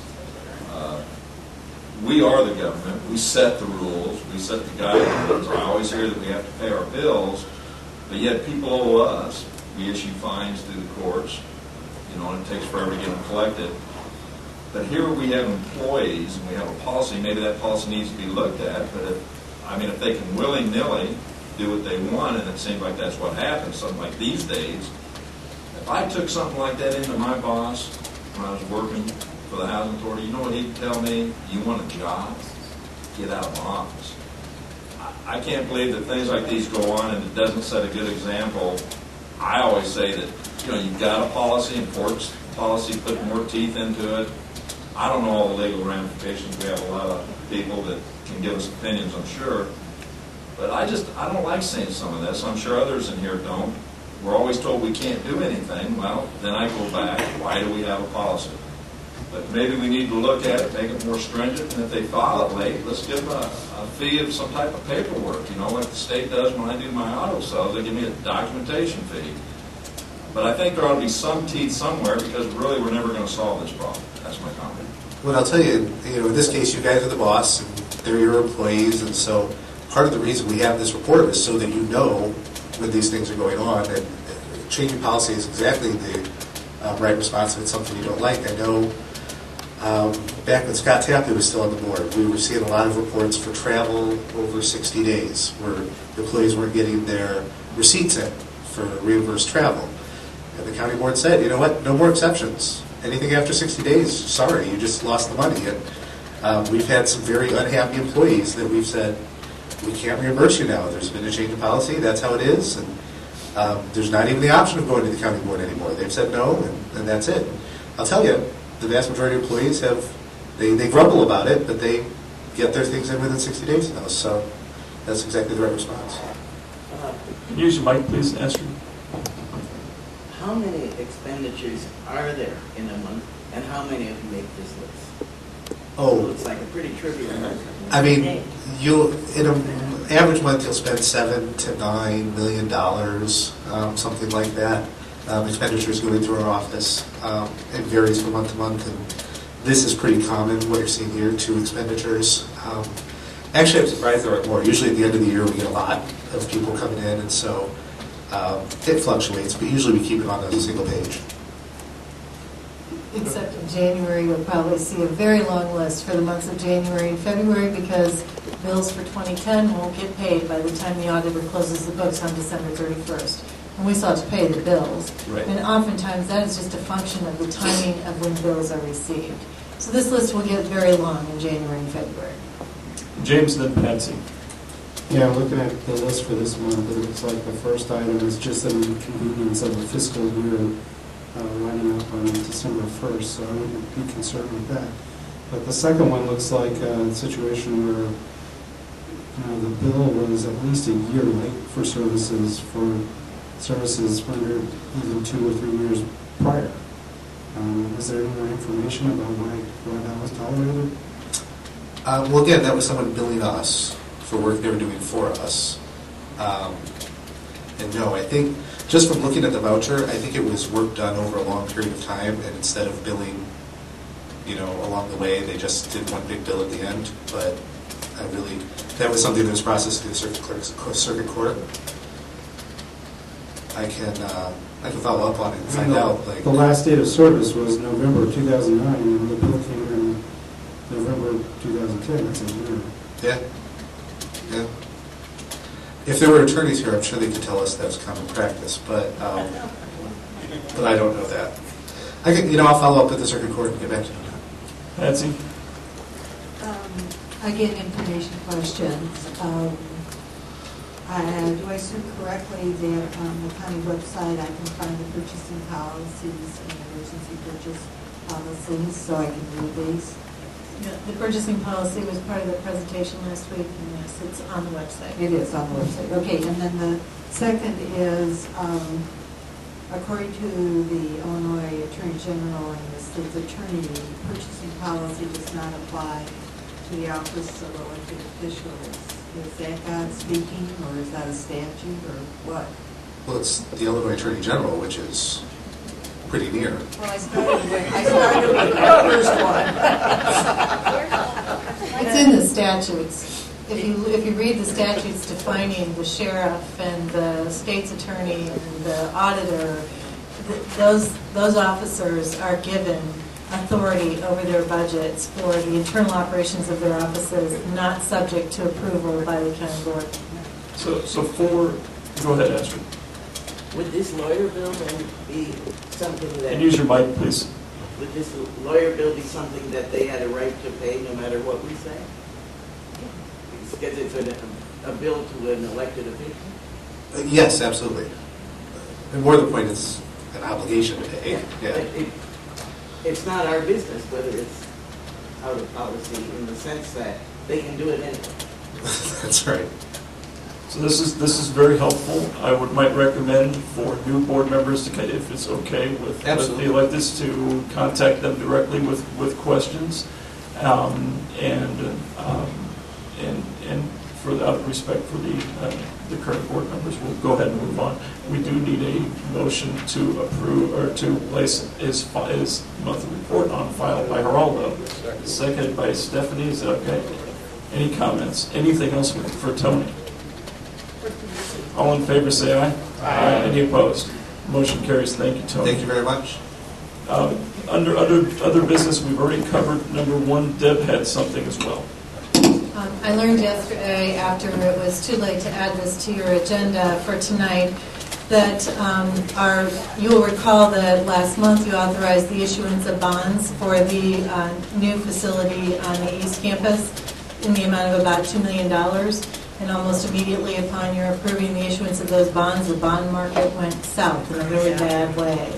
So we're trying to wait to issue those bonds until there's some improvement. And our financial advisor and our bond counsel both believe that waiting until January is well advised at this point in time to not issue them soon. However, the project has begun and we're going to have bills to pay in January. So to manage that, I would like to bring a resolution to the board next week authorizing loans from 2 other funds that have adequate fund balances to allow us to pay our bills in January until we actually receive the proceeds from the bond. I just wanted to give you a heads up on that so you wouldn't be surprised when you see that on the county board agenda. Carol? How far, you said the project started, how far have we just started with the engineering portion of it? No, the site work is being done and the actual steel for the facility is expected to be delivered this week. So that's going to be a pretty big cost. Is there any other business? The items for consent agenda are A, 1 through 8, and 11 through 13, B, 1 and 2, E, 1, and that is it. Is there anything else? Carol? Just a clarification. I'm sorry, on the consent agenda, it's not on consent. Which one are you talking about? I'm sorry. Item B. D is not. I just want to clarify. Correct. Anything else? We're adjourned.